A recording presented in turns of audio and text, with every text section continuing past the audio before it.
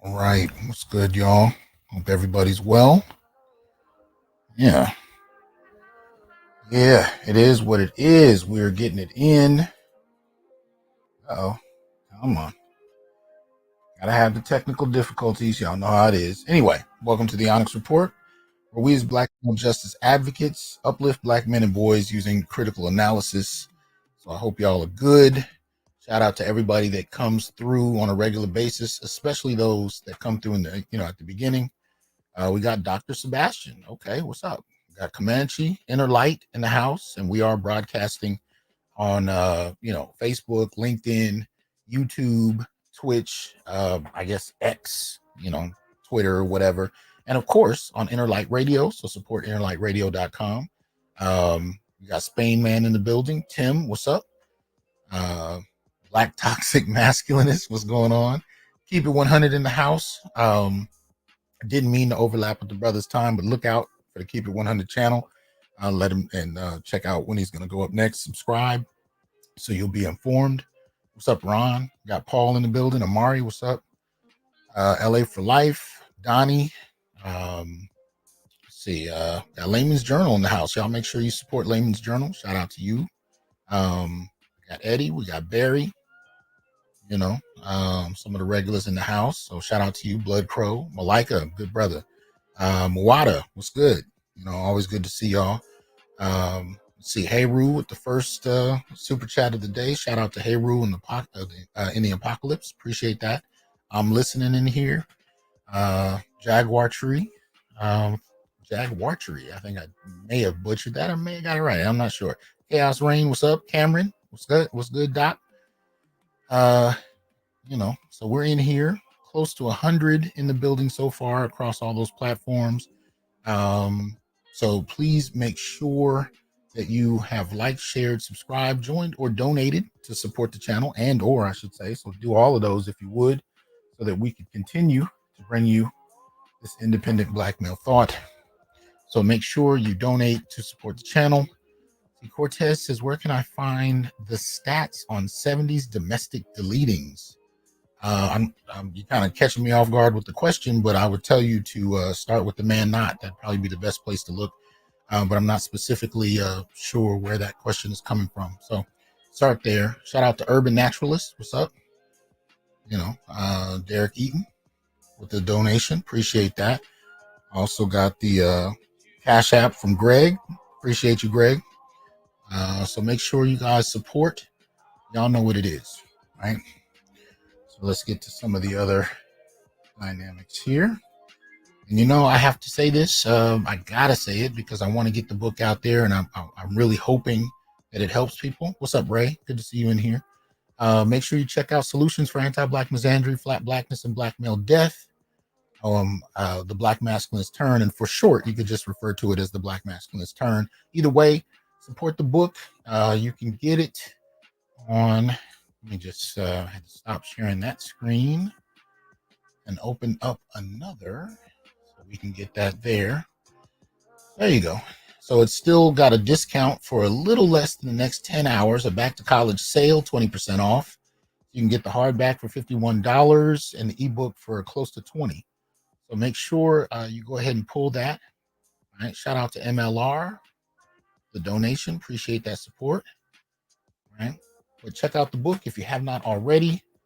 Because that for me is really going to be, it's going to undergird, anything I'm really talking about. So the book is off of Routledge, so you can go ahead and grab that, or you can pick it up off of Amazon. There's the ebook option, and then I believe there's also a Kindle option on Amazon as well. So go ahead and check that out at your leisure, so we can get that going. And also, make sure you support Actively Black male-owned activewear company for men, women, and children. You can go ahead and put in the coupon code Onyx Report 23 for 10% off. So go ahead and support that, activellyblack.com, and go from there. So got some of that out of the way. I wanted to talk a little bit about one thing before we kind of dive into our main subject. We talk a lot about the kind of special set-asides, if you were, that are specifically targeted to Black women. And we talk about them because I want brothers to understand just what we've been challenged with, right? Where Black men have not received certain types of support, despite having an extremely high presence in regard to things like, unemployment, homelessness, so on and so forth. So I wanted to show you guys one of the current iterations of that. Let me go ahead and put this in. You can check this out yourself. If you gave a new mom $1,000. All right, let's see what it is. I thought I was going to get away with it today. Here we go. What would happen if you gave a new mom $1,000 a month? Say hello. With no strings attached. This is the Bridge Project. A new program in New York City is easing some of the financial burden. And this is Stephanie. I get diapers every 2 weeks. I go to Costco. I get those big boxes in Costco. Big box of diaper is $45. And then the wipes, like $30. Stephanie is one of 600 moms getting the money after her second child, Sebastian, was born last summer. With him, it was a little harder because I'm by myself. His dad is currently in the Dominican Republic, so that journey took a toll on me, postpartum. Sebastian spent his first 3 months in the NICU, and Stephanie worked the whole time. When he finally could come home, she began her maternity leave. Even though it's great to be off those 3 months, be with your baby, the financial part is not so great because you don't get your full check that you would get bi-weekly. You're getting a portion of it. Thankfully, that's when the funds from the Bridge Project started coming in, providing a lifeline at a crucial time. These women across the board are trying to be the best mom they can be with not a lot of resources. That's a hard gig. Holly and her husband have funded the program through their family foundation, committing to help mothers and their newborn babies for their first 1,000 days of life. These first 1,000 days of life of a baby's brain are really critical. Neuroscientists are telling us things like IQ points could be influenced by 20 points. That's enormous. Life expectancy could be changed by up to 20 years. Heart disease goes way up if babies are not living in stable environments in these earliest days. And while it's just been private money so far, that could one day change. This year, our council will help expand guaranteed income programs that support New Yorkers facing some of these greatest challenges. We will work with organizations like the Bridge Project. That funding was ultimately cut in the city budget negotiations, but another bill has been brought up at the state level. And these proposals are a notable shift. Because unlike most existing government programs, the Bridge Project allows moms to spend that money however they want. And for Holly, that difference is what the Bridge Project is all about. Trust. What we do is trust mothers and invest in babies. And I think the best person to know what that baby needs today in this moment is its mother. Okay. So why do I play that? Why did I play that? Well, for one thing, we talk a lot about, again, the kind of overlooking of Black men, right? So I think this has really been the only channel where we've talked regularly about Black men being overlooked, especially during the pandemic, right? Because we started to see Goldman Sachs, MasterCard, Google, Visa, and a number of other companies really start to advocate in in particular ways, and when it came to resources, but those resources were earmarked solely for Black women. And I made the argument that it really was Black women working at these corporations that instigated that. So what we tend to have is you have Black men, when they get into positions, if they're willing to advocate for the Black community altogether, they try to do so. What we tend to see with many Black women, when they get in positions, they advocate for the Black community in regard to solely acknowledging other Black women and girls. And we're still seeing this kind of dynamic. Now, we're not always privy to the Black women behind the scenes working in these offices, corporations, whatnot, but we still see the effect, right? So now we're seeing, this kind of program doling out resources, earmarked for Black women with children, but no kind of oversight as to how it's being spent, which, by the way, is something we challenge over here in our Black male political agenda. When we talk about child support, one of the things we call for is that, evidence be supplied on a regular basis as to how those funds are being spent. But nobody's talking about the extremely high homelessness rates, particularly through the pandemic, but even before that, as it related to Black men, high unemployment, so on and so forth. These things which supersede almost every community, but there are really not a lot of programs. And so I challenged the listening audience, whether they were my regulars or people who just stray in to troll. I challenged them to find programs that target Black males for support. And over the last 3 years, we haven't been able to find any. The only that I've seen, well, that's not true. I think we saw one program in Chicago, but it had not come into existence yet. They were just talking about forming it, right? The other one somebody submitted was several years old, but far as we knew, was fairly defunct. Now, there are programs where sometimes Black males will kind of, slip through the fence, but they're not earmarked directly toward Black males. So these are the kind of issues we deal with. And I just wanted to alert you to that so you can check that out yourself. And I will try to remember to put the link for that in the description box. If I fail to, just remind me and I'll go ahead and find it and put it in there. But those are the kinds of issues we're looking at.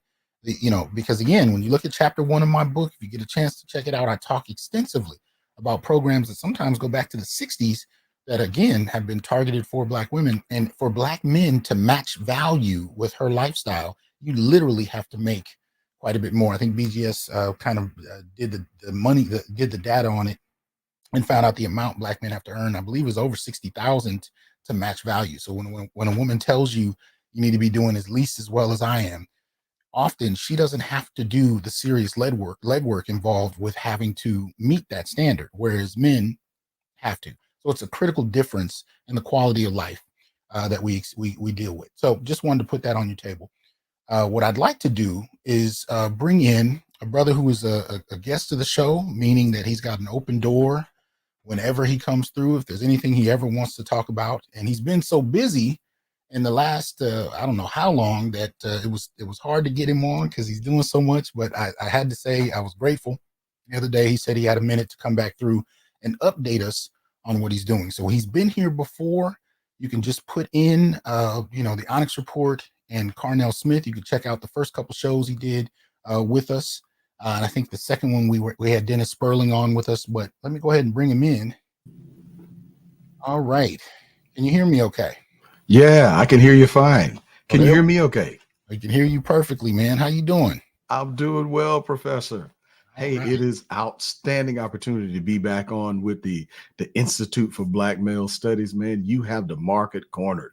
Hey, man. Well, we're trying to do what we can do. But again, if people go back and watch that first episode, they'll find out just how much brothers like yourself and you in particular are pushing the boundaries. So if you would introduce yourself, especially to those who are new to my show, introduce yourself to them. Tell us what you've done, how you got into this work that you do. Okay. And then we'll kind of deal with some of the more recent works you've been up to. All right. Well, again, for the benefit of the great audience of the Professor Dr. T. Hasan Johnson, I'm honored to be invited back to your platform. And I hope that by sharing this information, a couple of things will happen.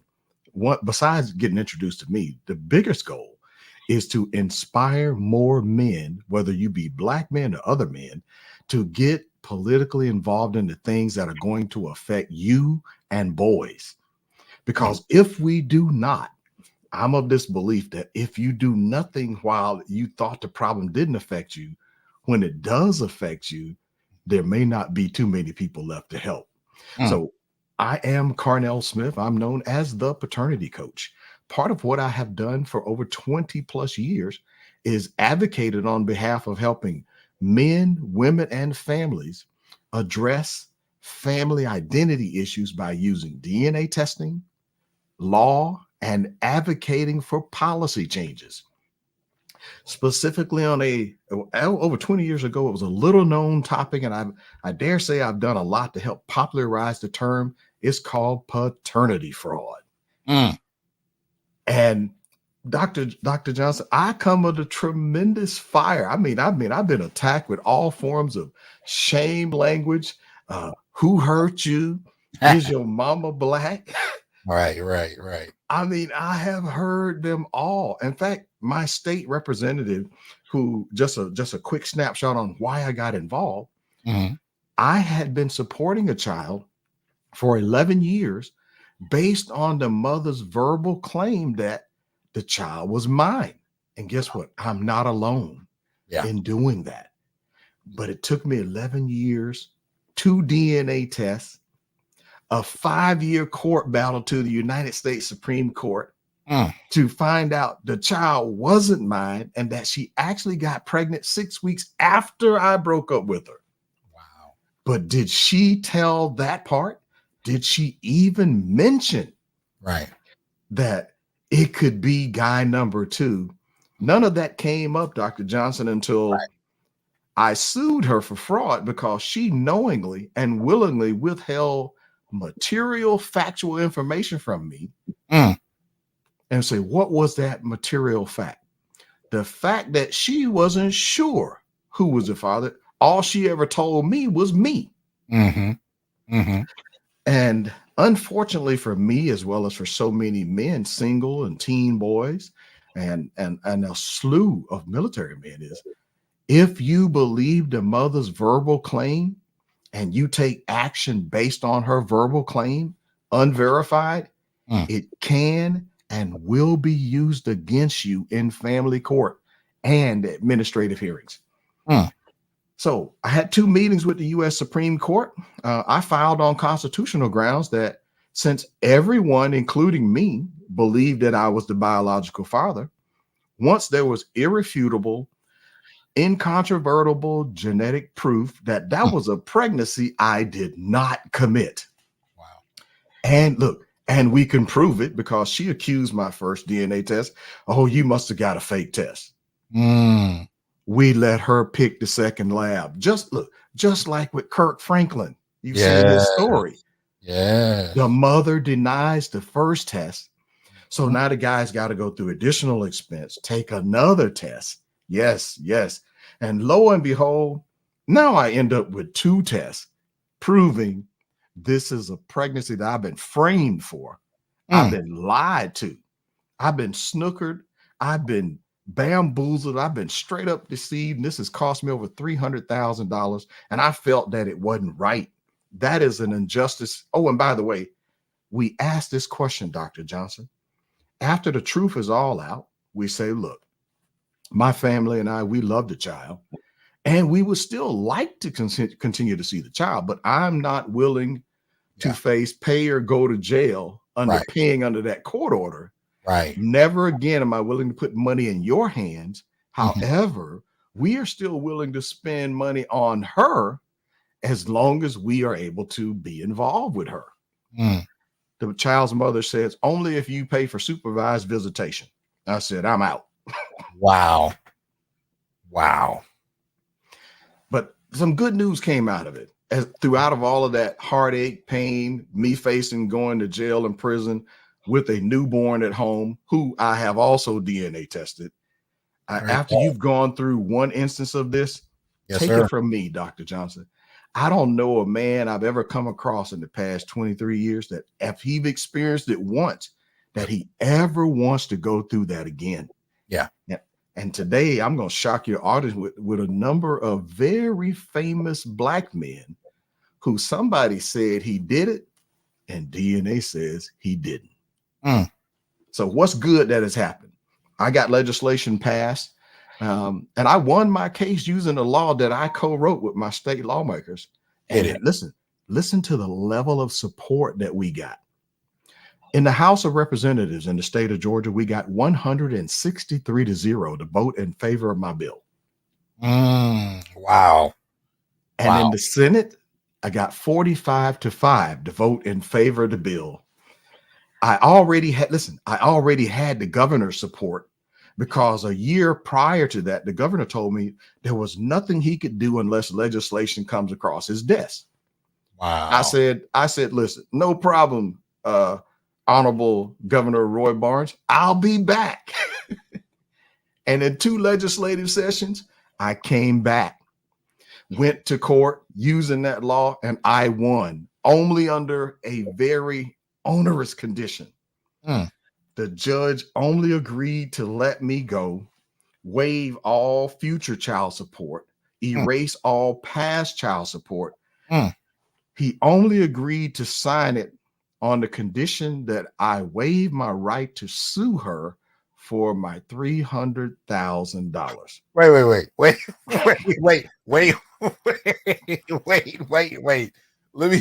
Let me handle some house business, because I need you Go to ahead. That.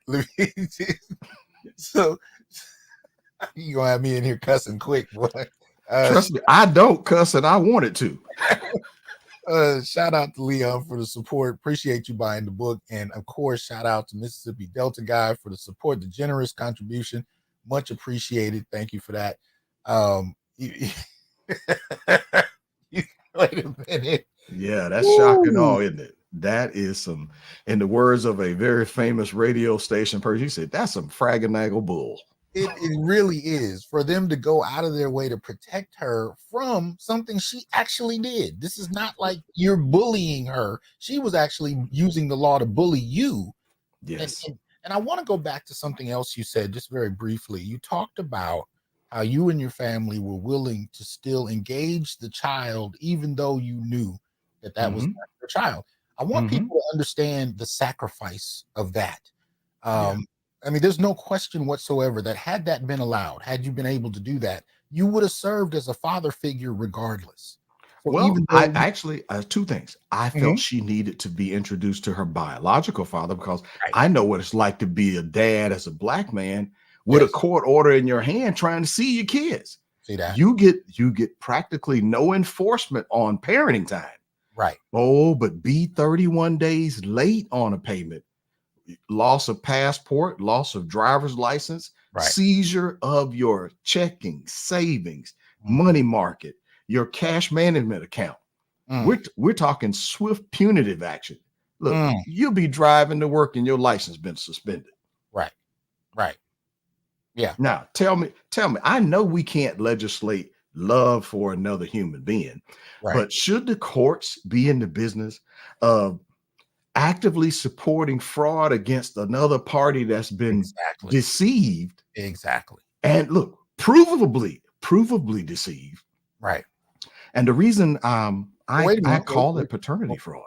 But wait a minute.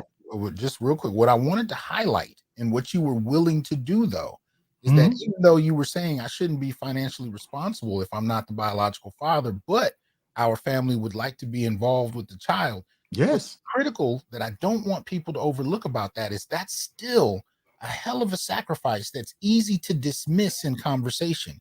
But when you imagine, let's just take the first 18 years of being willing to be a father figure and a family to a child that's not biologically tied to you. A lot of people would underestimate what kind of commitment that really is. And you don't really understand it until you've either mentored or raised a child to know that what you were offering was actually quite substantial. Even just in that, I'm not denying anything else beyond that, but I just wanted to take that moment to just point that out. That's still a hell of a sacrifice that you were willing to make that I think could get easily swept under the rug. And I just wanted to put that on the table, but please continue. That's fair. That is more than fair that you highlight the attention to that. And over the 20 plus years that I've actually provided, DNA services for people, on some occasions, you got the guy who has had an extended relationship with the child, still desires to have a relationship with the child, but on the word of the mother, Yeah. She says no, that's it. Mm-hmm. Look, as I'm sure your audience knows what it's like to be the dad for a kid. Look, many of them believe they have the right to see the kid just because they pay child support.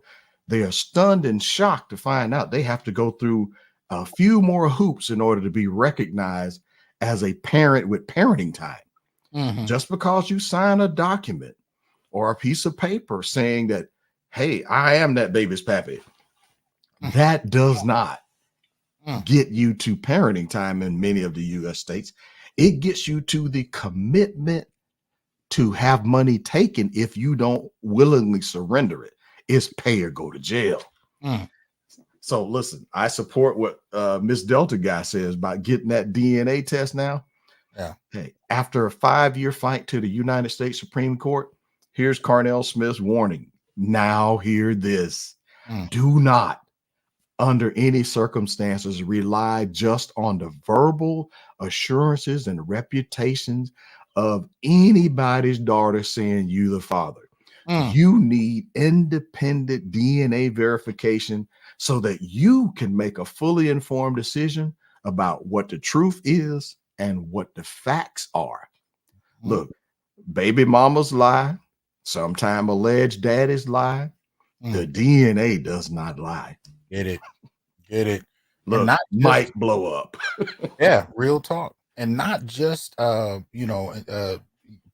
Franklin, but this one recently came out. If folks don't know, Kerry Washington just came out and had to deal with this. This is something that Pink Book did an excellent show, I think less than an hour ago, about, where she pointed out that apparently Kerry's father was not her biological father, but this was only revealed when she was going to go on that show. I'm blanking on the professor's name. Henry Louis Gates. He does this DNA show where they explore your background, and she wanted to go on it.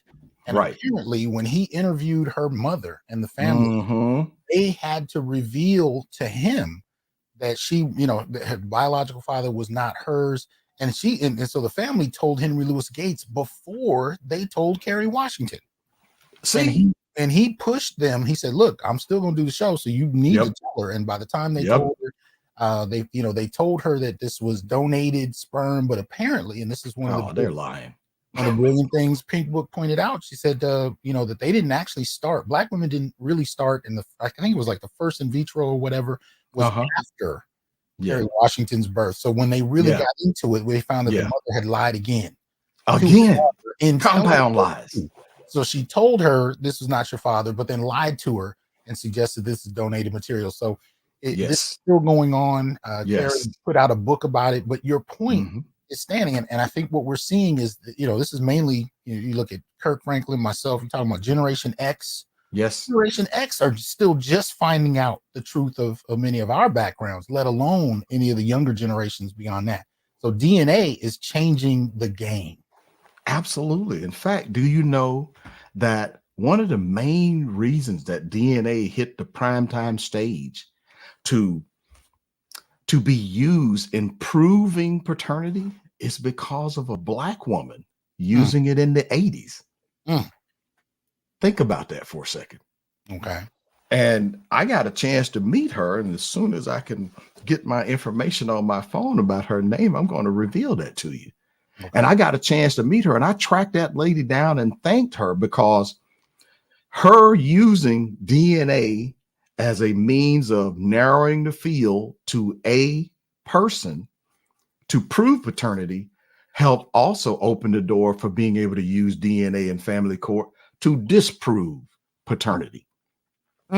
Prior to that, Dr. Johnson, the use of ABO blood type testing was used, but it was quite accurate when it came to excluding a guy, but not if you had similar blood types. Because with the, I don't know, basically 5-6 groups of blood types, that you get a couple of men who have the same blood type, you really find yourself needing to do more in-depth testing to eliminate somebody. Nothing has been proven to be more accurate in identifying 1 out of 4 billion, 10 billion, 100 billion than the deoxyribonucleic acid, aka DNA. Mm. So listen, how prevalent is the issue? So I got a couple of slides that I used from my presentation in Atlanta at the Black Manosphere Conclave 3.0, hosted by Mamiya Obsidian Ali and a host of other great brothers there. They did quite a awesome bang up show toward empowering, uplifting, educating, motivating on Black men on various topics, including their health, how to utilize science, technology, engineering, and math as a blue ocean to raise their standard of income. Because if you can raise your money up, you can raise your means and access to do a lot of other things out. Because if you're not celebrated in the United States as a man who wants to have a wife and a family, and I mean, let me qualify that, a wife who will get on your program. You can't have a battle in the kingdom with two people trying to sit on the king's seat. There's room for one on the king's seat.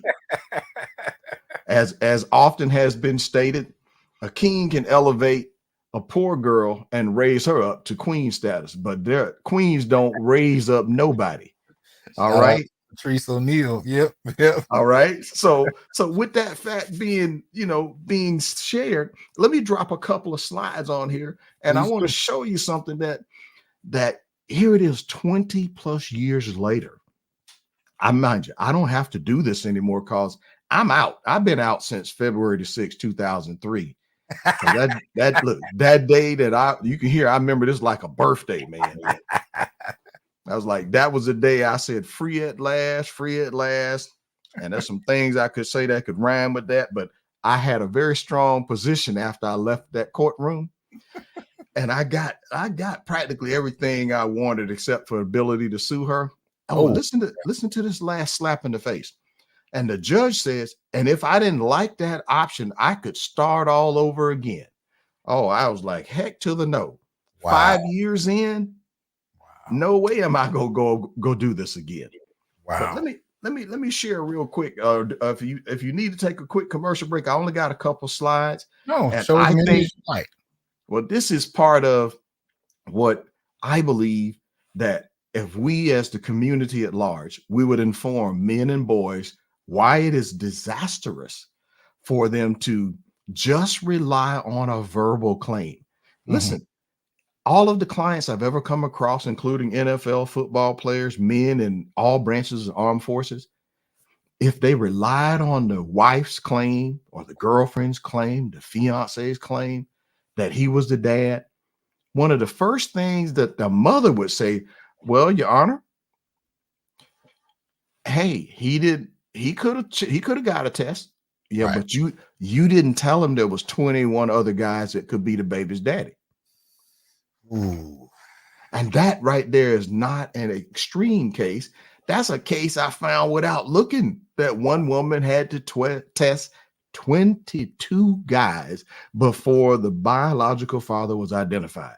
I'm going to say she had herself a darn good time during the window of conception. Let me just, while you get your slides prepared, let me just say this to people. My son, as my listeners know, just started college. So we have these conversations and I tell him, so when you're dealing with sex, there's a before, there's a during, and there's an after we got to talk about. The before is one, to make sure you get written consent. I like the football players teams do, college football, and the coaches are telling them their athletes get written consent. During, wear a strap. During the act of, and if you hear her change her mind or any such measure, stop immediately. And the afterwards is exactly as Carnell is talking about. If there is a question of pregnancy, I want you to follow everything this brother says to the letter. But this is how cautious we need to be, and how cautious we need to make sure our mentees and our sons are, even grandsons, about what they're navigating. And truthfully, some of us, if you're not completely out the game, because I'm gonna tell you, my biggest nightmare right now is my son is out. I'm an empty nester and having someone knock on my door talking about this is yours. I'm not doing it. I'm not going there. So Anyway, that said, let me go ahead and pull these slides up and you walk us through. Okay. All right. Yeah. So, is it paternity fraud when 30% of the men and boys who get tested each year, since I've been tracing this from about 1997 up to now, turn out to not be the dads? Wow. Now, let's put some numbers to that.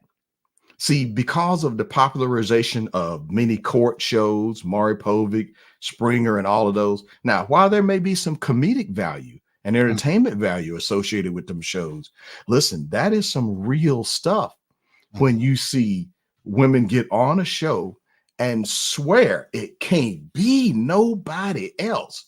Right. And listen, these women will look with a straight face and say, it can't be nobody else but my husband. I imagine that she got her fingers crossed behind her back. And as long as her fingers crossed, she is impervious to any consequences of lying, right? Now, put some numbers to that. About almost 500,000 men and boys are getting tested per year. That has increased from as low as 110,000 a year to getting up to almost 500,000 per year. And this data is tracked by the American Association of Blood Banks, is the accrediting body for the genetic labs that do legal parentage testing. And speaking also as one who has provided those services for maternity, paternity, and immigration services, one of the ways that they intercept people trying to commit immigration fraud is using DNA testing. So now, put numbers to this: 110,000 plus or more a year for 20 years. That's over 2 million men and boys. And here's what we can't find, Dr. Johnson. We can't find where all of those men got out of it, meaning had the case dropped. You know what most of them hear? They hear these words that I heard in court. The judge say, it's your fault that you didn't get tested sooner. Yeah, I just want to slap myself in the head and go, and this was a question that I raised. How, unless you were in an open relationship or you were a firsthand witness to her getting pregnant with the other guy, how would the guy know? Right. Because if she is, let's say, if he thought he was in a monogamous relationship and she believed that monogamous only means while you and I are in the same physical space. If she's not in your presence, she's single. And she's single and free to mingle. Yep. And guess what that means? So she could have 5, 6, 8, 9, 10 parallel relationships. And I'm going to freely acknowledge men can do that too, but the law treats it differently. Let's point out how it's treated differently. If women go out and get pregnant by other men, they will leave the responsibility to the guy who actually believed the story and say it's his fault. He didn't find out sooner. But if a woman brings home the wrong baby from the hospital because somebody swapped babies on her, oh man, they'll move heaven and earth. Hospitals get sued, people get fired. That led to ID bracelets and genetic matching being done on the birth ward. They started putting security systems on the nursery ward in hospitals because people were walking in there shopping for babies.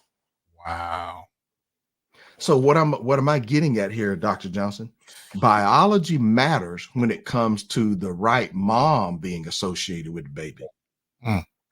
But biology is deemed irrelevant if a teen male or a adult man takes the mother's word and he signs a document admitting to paternity.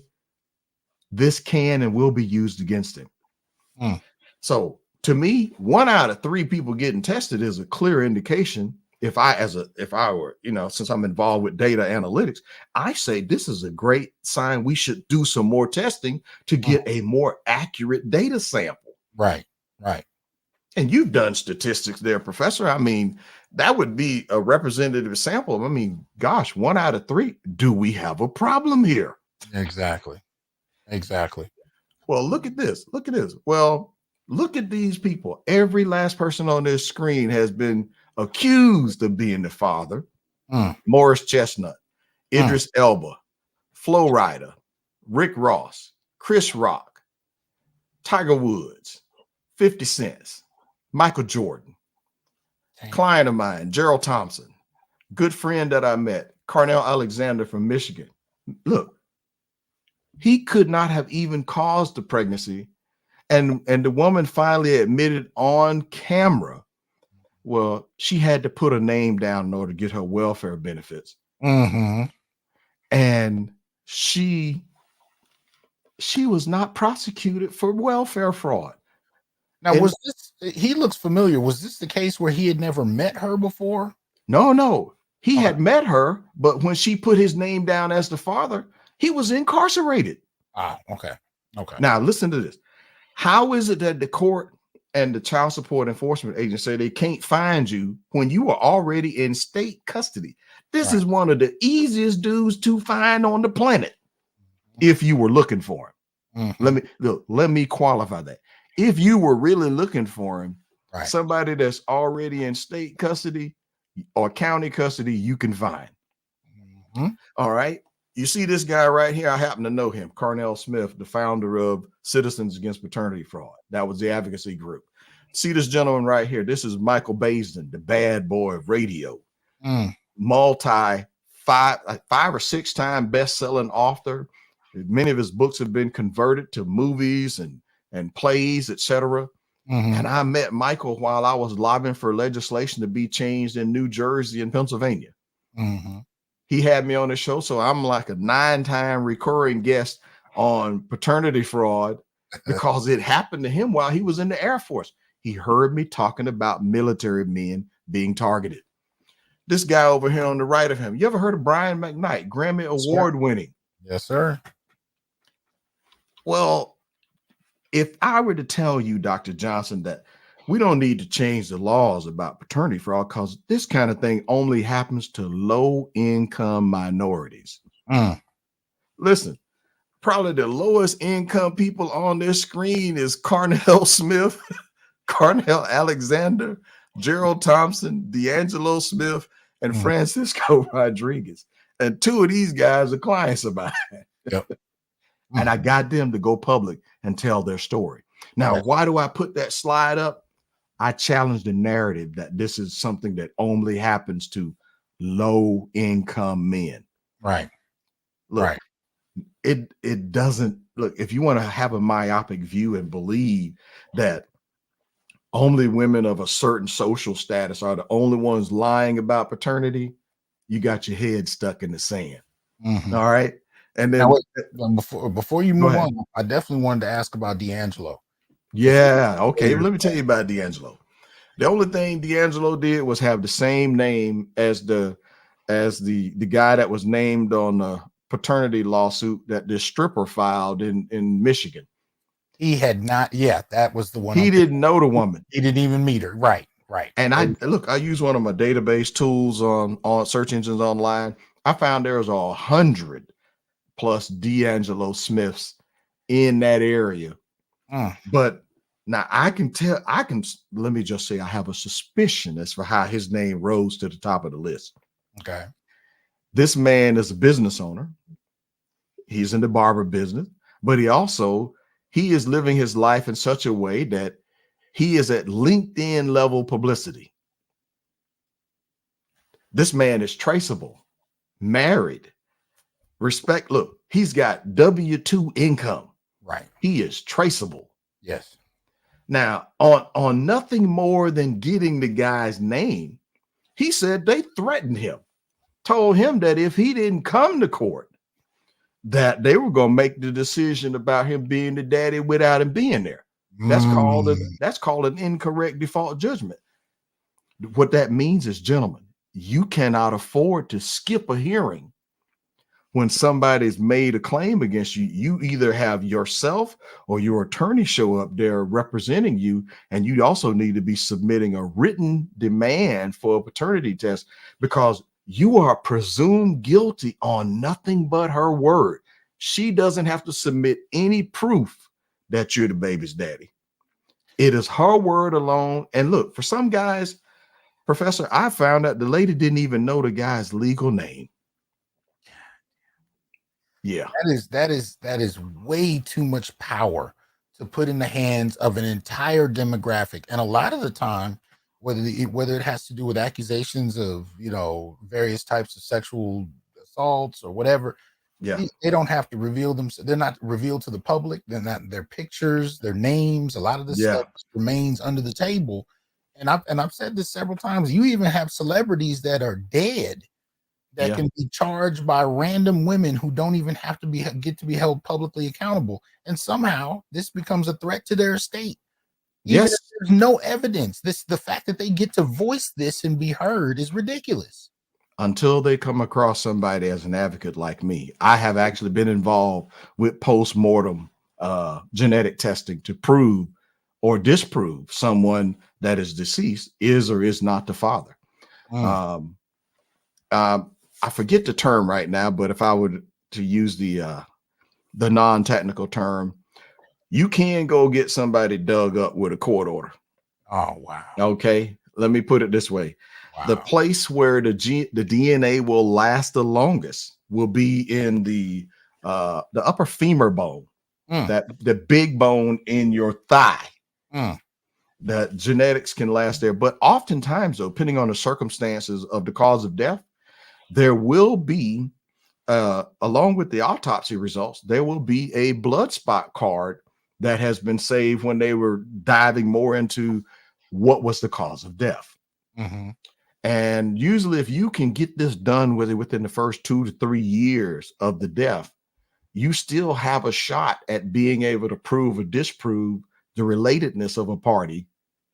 You know, nobody expects us to know stuff like this, but hey, I was in the business as well. You know, so when engineer decides to examine a trap, hey, I start thinking, well, you know, we should increase the popularity of genetic testing so we can get more testing done. And as a result, by the use of public awareness, we could help a lot more men and boys avoid getting tricked and trapped by law, which is, by the way, the name of my first book, Trapped by Law. There it is. Well, look, let me just go over, and I won't hold you long here. The other thing here, I want people to see just who's affected here. That's military men of all branches, politicians, the average guy, the high school guy, the college guy, the pastors. Look, I know 5 pastors right now who are victims of paternity fraud from their wife, their ex-wife, who was the first lady of the church. I'm saying there is no holy ground when it comes to paternity fraud. Damn. So look, rich man, poor man, doctor, thief, she'll steal from you. It won't matter.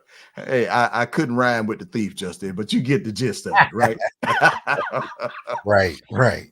And then with these, just quickly point out, and I won't go into the details of it, but over the past 23 years, what I found, there's 4 main ways that either men or teen boys get in. And the number one way to get caught in paternity fraud is signing a piece of paper admitting you caused a pregnancy before you had proof. I call that signing a confession. Wow. Think about it.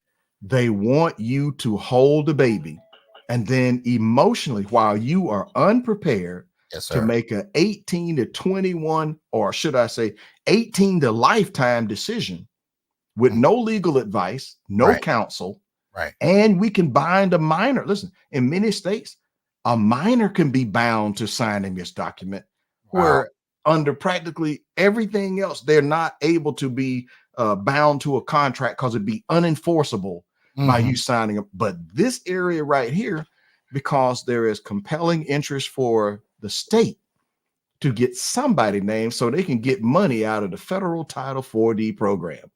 And let's put this into a framework. I'm assuming you've been in this position. I know I have, where you're standing in the room during the birth and you're holding this child for the first time. Now, her family, especially the mother, will likely be present.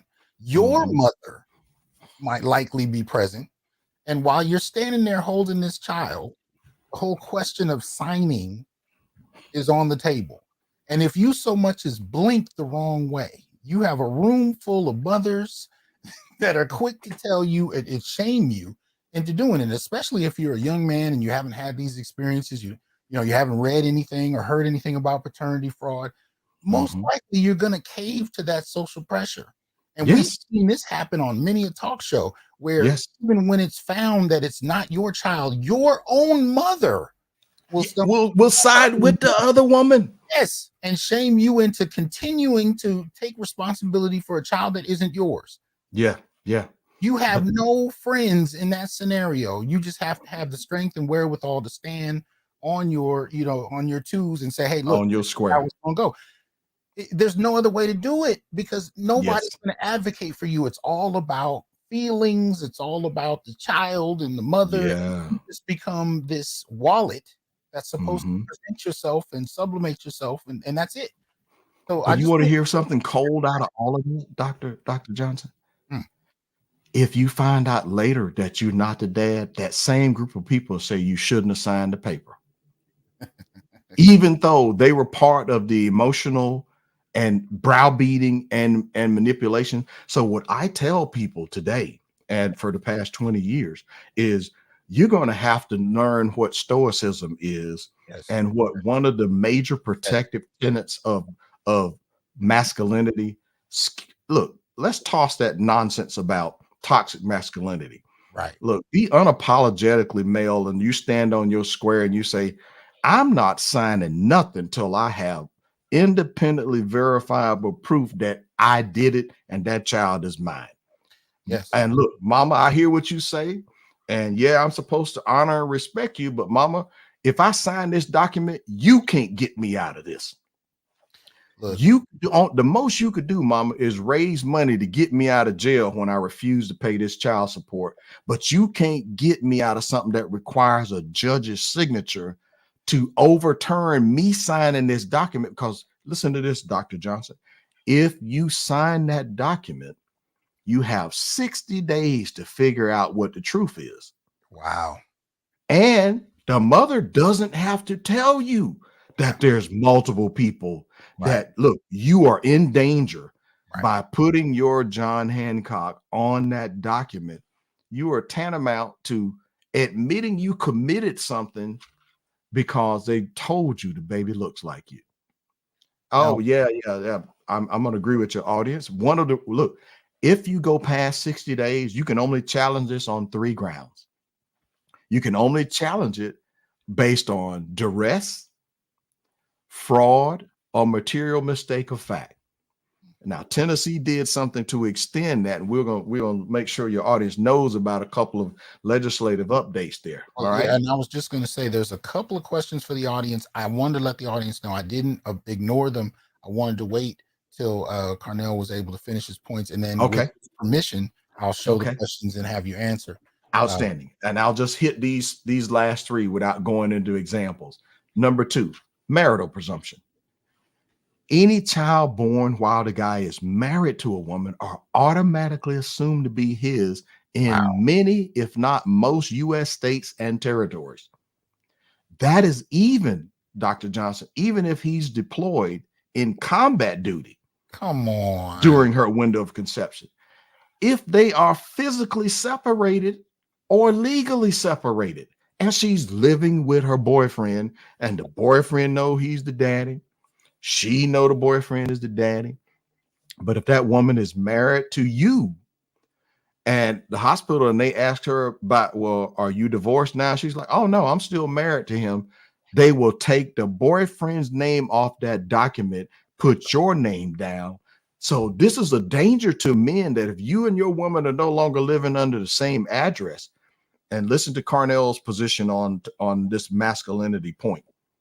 If she is no longer under your authority, she should no longer be under your provision.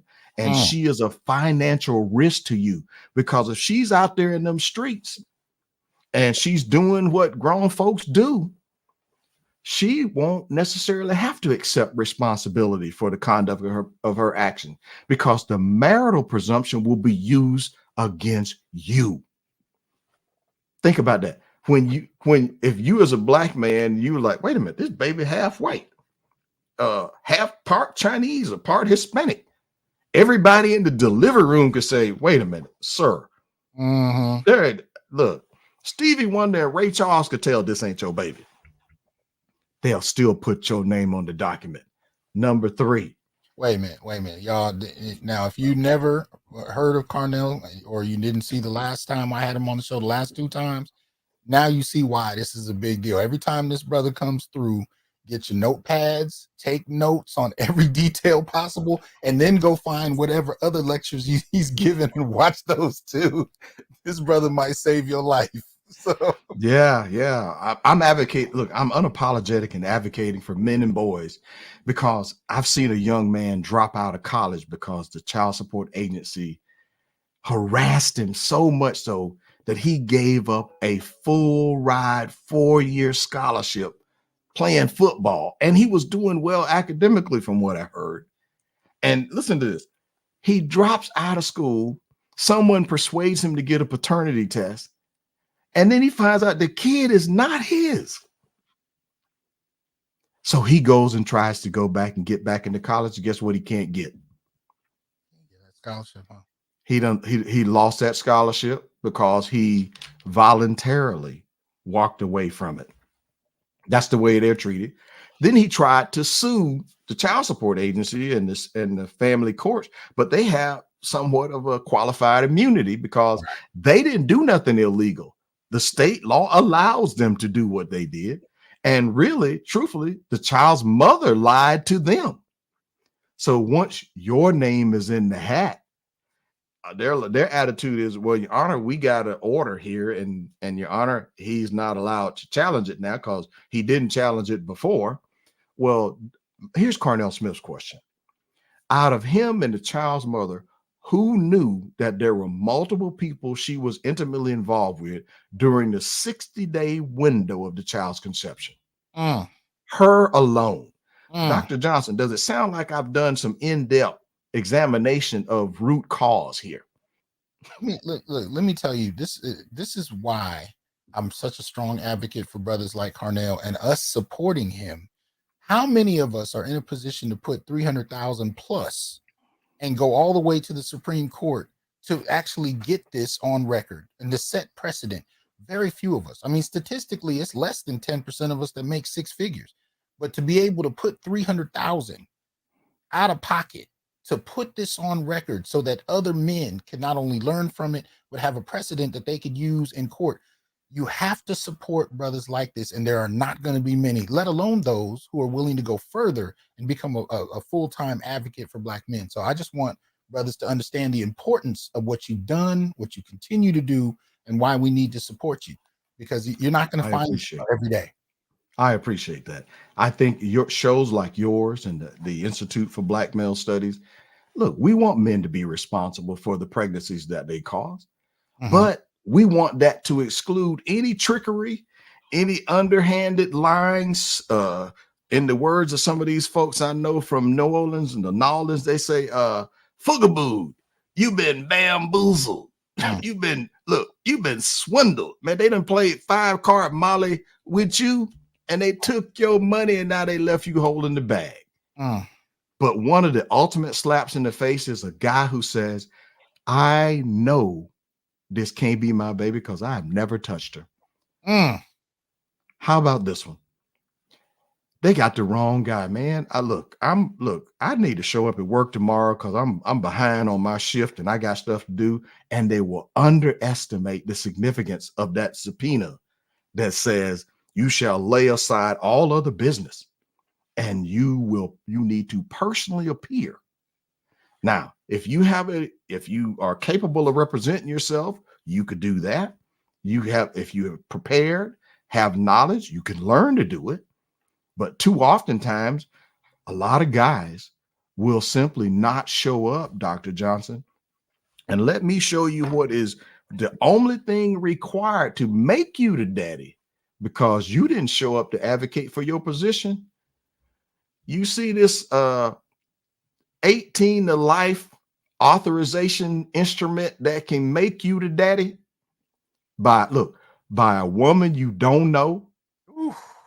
for a woman you didn't touch, and you just happen to have the same name like Mr. D'Angelo Smith, that man had to change all of his plans. Do you understand that man was married, and that judgment that lawsuit coming to his house from a stripper where he says he has never been.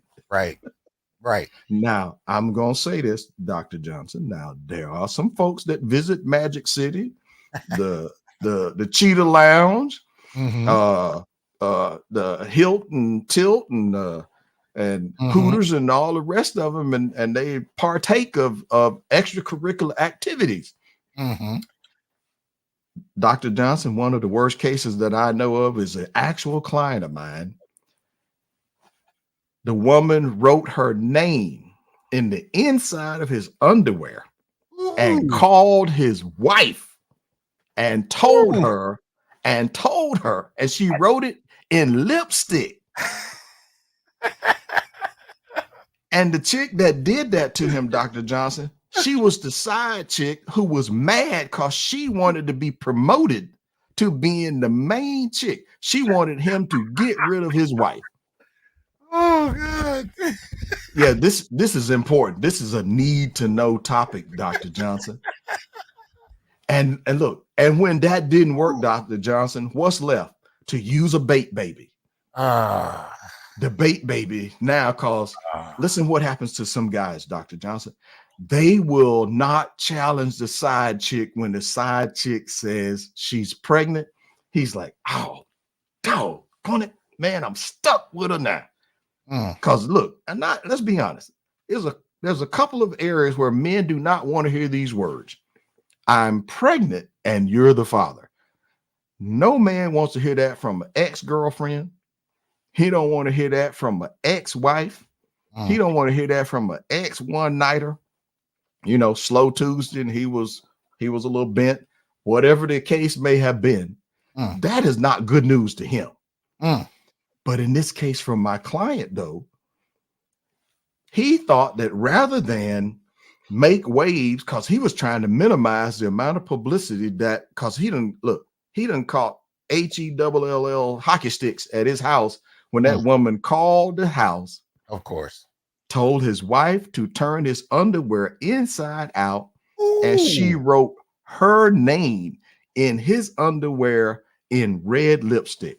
Now, think about that, Dr. Johnson. The only way this woman could write her name inside his underwear was he wasn't in them. So he has done some wrong, right? And I'm not trying to prosecute the brother, but eventually he decided to at least, toughen up and get his gonads back.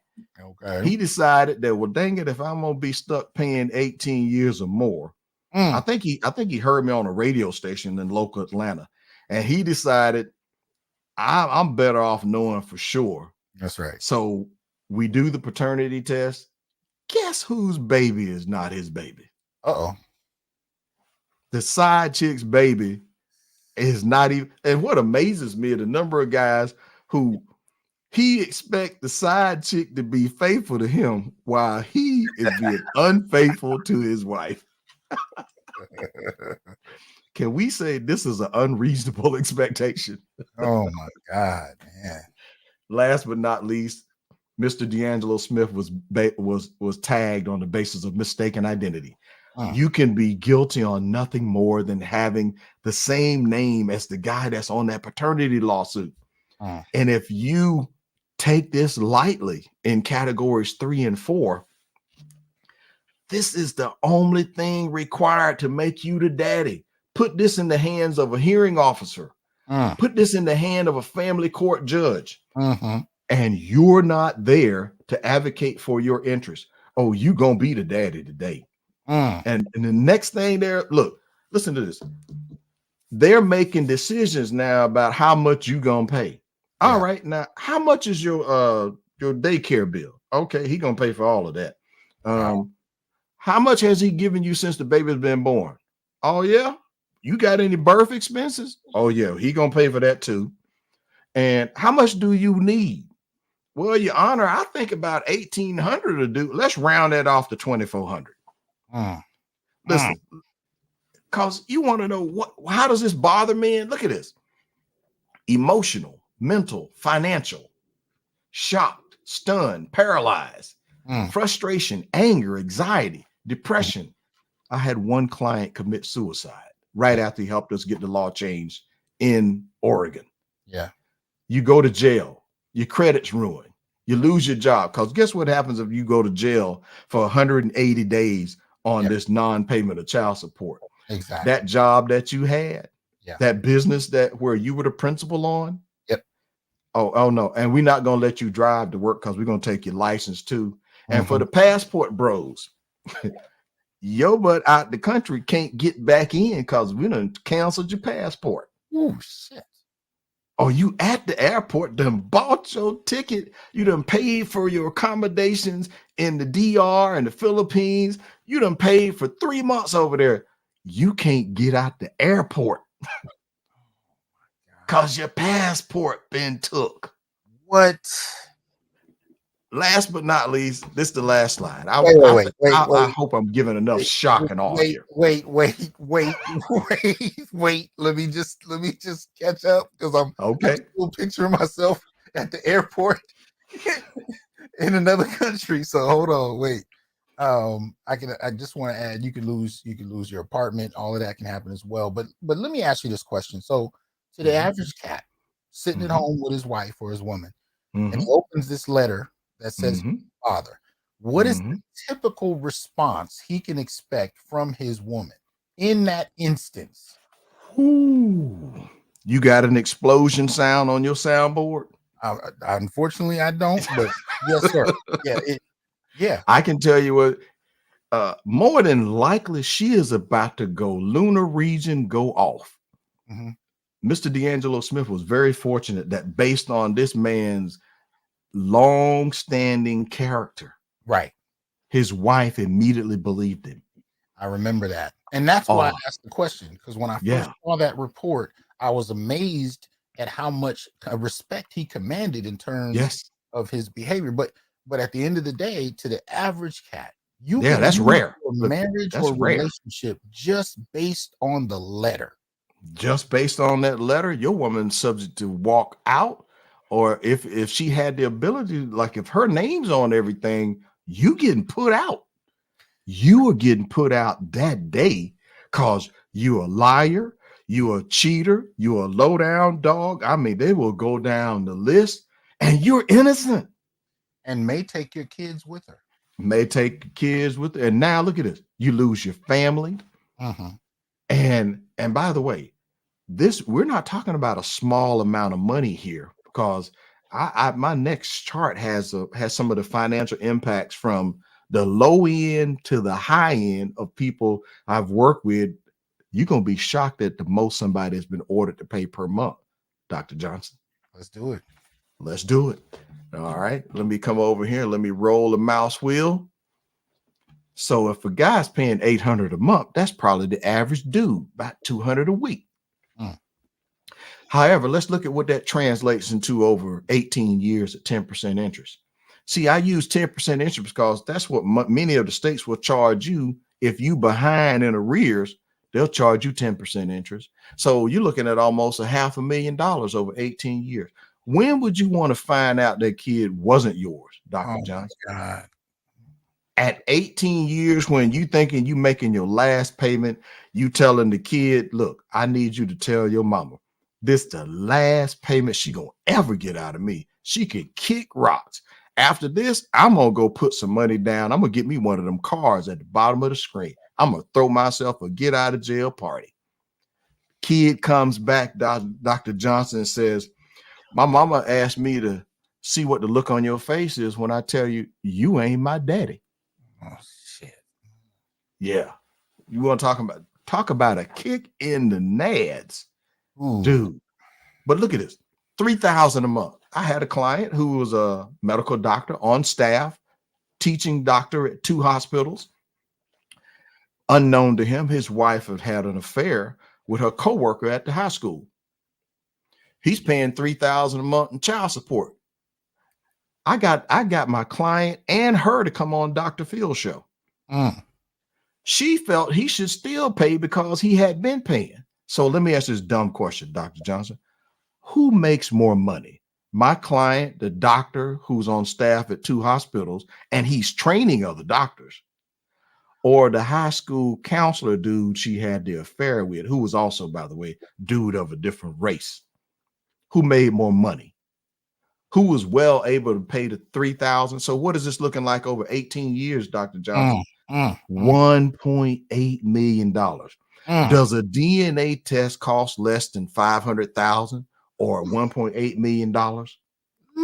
I can say with absolute certainty, you could get a 1-day test for less than that. But for the ultimate slap in the face, do you see this $330,000 a month, Dr. Johnson? I had a guy whose legal team contacted me because he'd been paying $330,000 a month. And he found out the 4-year-old was not his kid and that his wife had bamboozled him and she actually got pregnant with a Hollywood producer's baby. And by the way, the guy who she did this to was a billionaire. He made $1 million a day. Dude was 80% stockholder of the MGM Studios, the MGM Grand in Vegas. That's the dude that owned the hotel. Can I say he was an ultra wealthy dude? The man spent over, I think he spent over $100,000 a year every year on custom tailored suits. Wow. He had it like that. But let me tell you what was his attitude when he found out the kid wasn't his. I was in the $1,400 a month territory. I didn't like it. Right. He said, I didn't like it. He was in the $330,000 a month territory. He was just as pissed as I was. He said the same thing that I did. Well, she went out and had her fun with Chad Roan, Ray, Road Dogg, Pookie and them. She need to get out in them streets and go track them down. Wow. They had their fun. They should go have their baby. But look at what I'm telling people. I'm saying taking the DNA test at birth before you sign that document. Right now that we have a non-destructive prenatal test starting at the 7th week, I would tell anybody right now, I only want you to wait till the baby's born. Starting at that 7th week, get your legal prenatal test, and right then and there when them results come back whether or not she about to be an ex-wife. That's called an SXW, soon to be ex-wife. Yeah. I mean, we've heard of cases where they're trying to start child support when the baby is still in utero.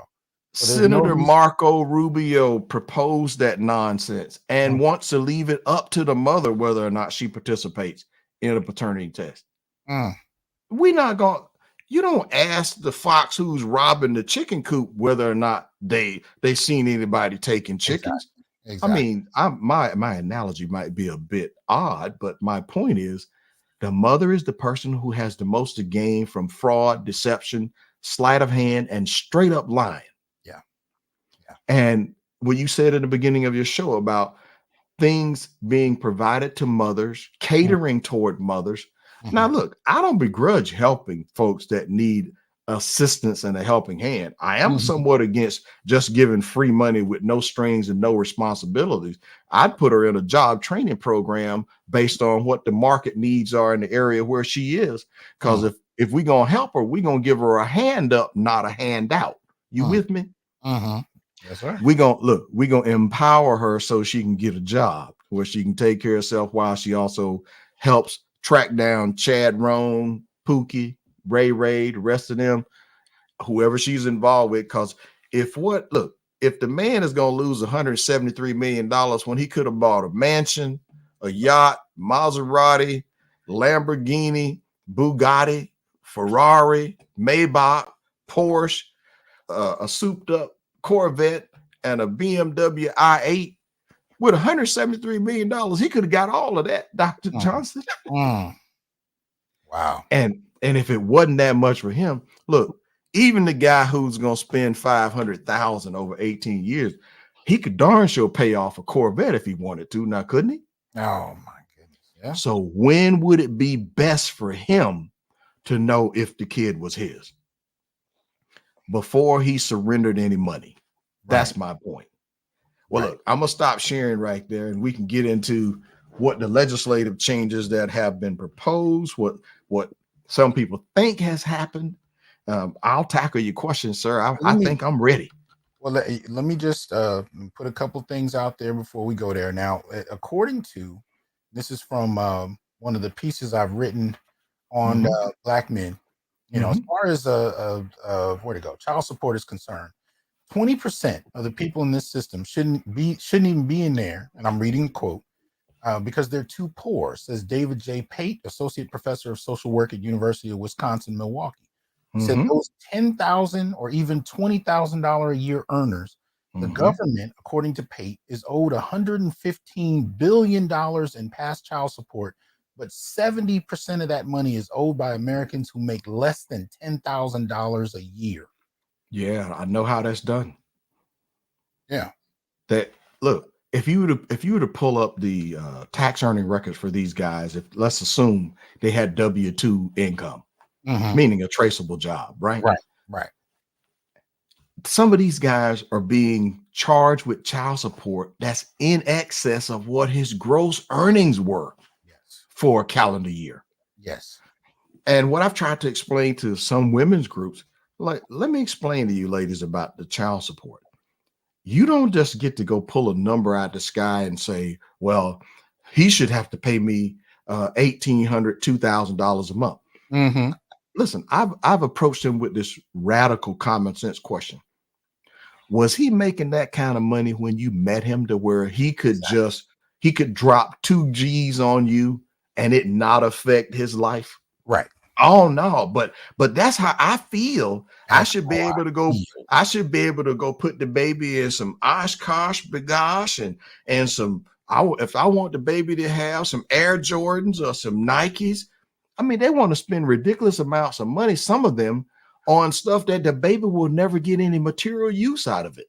Well, and we also know that in those extreme cases, most particularly, that money is not going to the child in any realistic way. Oh, That's the this is rhetoric. backdoor. This is That's the backdoor rhetoric. money. This is mother support. Absolutely. Absolutely. Now, the other thing I wanted to kind of present to you, and I think we briefly talked a little bit about this before we came to the show today, Mhm. is the black male political agenda. Right? Yeah. It's the 17 Yes. point agenda. And this was created by those who are watching this show. We created this in the last couple of years. And Mhm. just to show you right off, those are the 17 points. And you can Mhm. see the number of sub points under some of them, Mhm. right? The one that Yes. has the highest number of sub points is the Mhm. family court reform option, which is the first one on Yes. the list. Yes. And you go under court reform, there's 17 points here that break down all the different things that brothers on this show are Yes. advocating for. And Yes. the second one, or I should say, this Mhm. is here we go. B, Mhm. mandatory paternity testing at birth. Yep. So we've had this on here for a minute, but what I want to Mhm. show the audience is we added another sentence and another addendum, and this is Yeah. thanks to Brother Carnell himself. Mhm. Men should have access to DNA prenatal paternity testing, testing Yes. at birth, testing at divorce hearings, and testing at family court. Yes. And if you see, the number 14 right there, we just scroll down to the bottom of this Mhm. list. Mhm. Excuse me. Let me see here. Let me go down Mhm. further. Come on now. There we go. There it goes. Number Yes. 14, Carnell Thank you, Smith. sir. So just wanted to put that on record. But you were the first that I've heard really talk about not only prenatal, but even Mhm. at divorce hearings and at family court. So I want Yes. to make sure that Yes. was clear. Well, let me just give a quick note to that. Um, During some of the time that I was actually providing DNA services for over a decade, is some of my most productive business days was me and my team providing DNA services at the courthouse on child support day Mm, or on a day when they are doing daddy roundups. See, a lot of times they will, many of the states will try to use shaming tactics and negative publicity to go and look for a bunch of men who are behind on their child support. And mind you, the person being behind on child support does not automatically mean they are behind because they have the ability to pay and are refusing to pay. But yet that group of guys will get treated just like the guys who have the money, refuse to pay because of some situation with the mother. Because some guys mistakenly believe, well, since she won't let me see the kid, then I'm gonna cut her off, right? Problem with that, Dr. Johnson, is that legal court order is binding and enforceable to the barrel of a gun with handcuffs. They show up at your door because there's been a bench warrant and an arrest warrant put out for your arrest for child abandonment. They say you are a neglectful, low down, shift law, no good dude. And what we need to do now is we're going to, under threat of loss of liberty, you're going to come before a judge now, and we're going to determine how much time you're going to spend in our care and custody. Wow. We got 3 meals in the cot. Do you know that, Dr. Johnson, you could be facing doing 180 days because you don't have the ability to make that total payment? And they will say this to you. Well, look, we're not really locking you up for not paying the child support, because see, that would sound like peonage, this slavery type position, right? We're putting you in jail for your refusal to obey the court order. You're going to jail for contempt. Wow. See, the powers of contempt in family court are so broad that unless there's statutory law that can limit the discretion of that judge, do you know you could do 20 years in jail on a contempt motion? Damn. But it gets worse. Once you exceed $2,501 in arrears, you can also be charged with a 3rd-degree felony of child abandonment. Dr. Johnson, as a person who has security clearance and working in a high trust position, what does it do to a person's employability? Oh, come on. To get convicted of a felony? It's a wrap. It's a wrap. Yeah. And even if your family passes the hat round and gets enough money to get you out, that felony goes on your record. And a lot of employers do not care for the rhyme or the reason of why you got a felony. The fact that you got one is over. Boom. Employability gone. And by the way, you think that, okay, well, while I'm trying to get my life together and see, can I do something about getting this felony expunged off my record? You will find that they will not reduce the child support because they'll say it's your fault that you got charged and convicted of that felony. Now, in my mind, there should be a evaluation hearing to see if the reason you're behind, like during COVID, for some people, right, they lost their jobs because their entire vertical market industry was affected. Exactly. They can't get a job in their town, in their skill specialty anywhere. But when those what was those financial checks that were sent out? These guys lost their entire check. They got their employment check seized. Dr. Johnson, I come across, men of all races that were economically affected by things like COVID, job layoffs, the market, jobs rolled out the country, whatever the cause.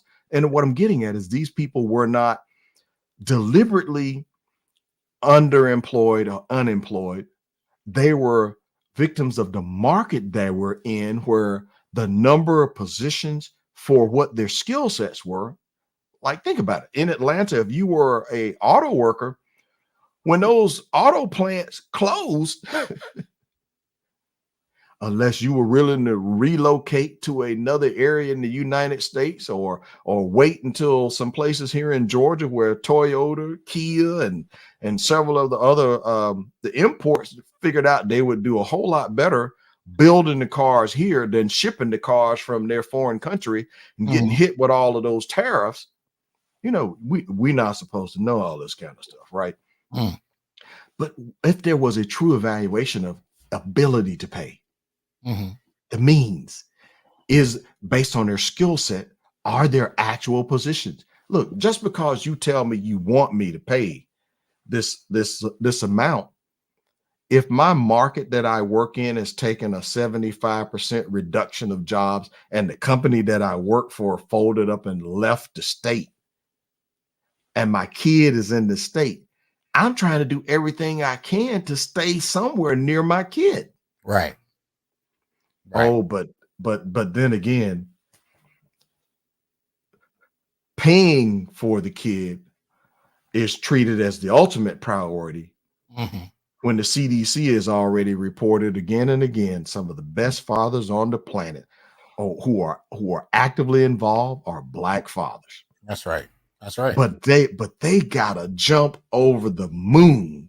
Yeah. When he is in a relationship with a combative, antagonistic mother who, because he is no longer in a relationship with her, and God forbid if he upgrades on women, if she's a 6 and he's now dating a 9, he's gonna catch hell seeing those kids.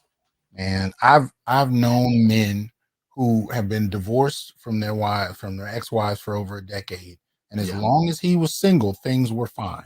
As soon as he got into another relationship of substance, she enacted anything she could to hurt him, even though she was in new and other relationships. She might even be married herself. She might even be married. There was no discussion about getting back together again. It was purely because he was in another relationship and perceivably happy. Look, how dare him go and be happy? I'm gonna see about that. And then you have something like this. Shout out to LaShawn. Wow. He said, had friend get hit by a car, was in a coma for 6 months, still went to jail for back child support. See, he ought to have that guy right there should have had the benefit of constitutional protections, to where there should have been an evaluation hearing. If you got hit by a car, most people don't volunteer to get hit. And then if you're in a coma, there's also a period of recovery time if he got back to the point to where he managed to become mobile and regain his motor functions. But that didn't necessarily mean he was going to be capable of going back to work at the same level he was prior to the accident. Right, which speaks nothing of his actual health and the status of that, but his job was more than, could very well just not be available for him any longer. Any number of things could have taken place. How dare us try to apply common sense to this, sir? See that? It's ridiculous. I do want to pose a couple of the questions from the audience. Okay. So the first thing we got is from sports droppings. How many states have laws like the recent Tennessee DNA at birth? How many have pending introduced legislation? Great question. So that legislation that Tennessee has actually gotten passed on the behest of State Representative Antonio Parkinson. They haven't passed a paternity fraud bill yet. That got pretty much sent to a subcommittee and it died there. What they have done is they have passed legislation to make the requirement that before anybody can sign that paternity confession, which is also called a paternity acknowledgement. I like my definition, my term better. Confession without proof.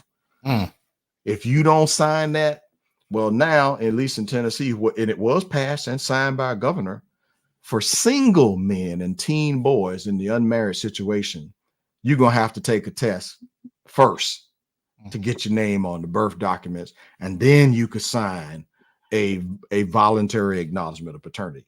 I personally think that's a great idea.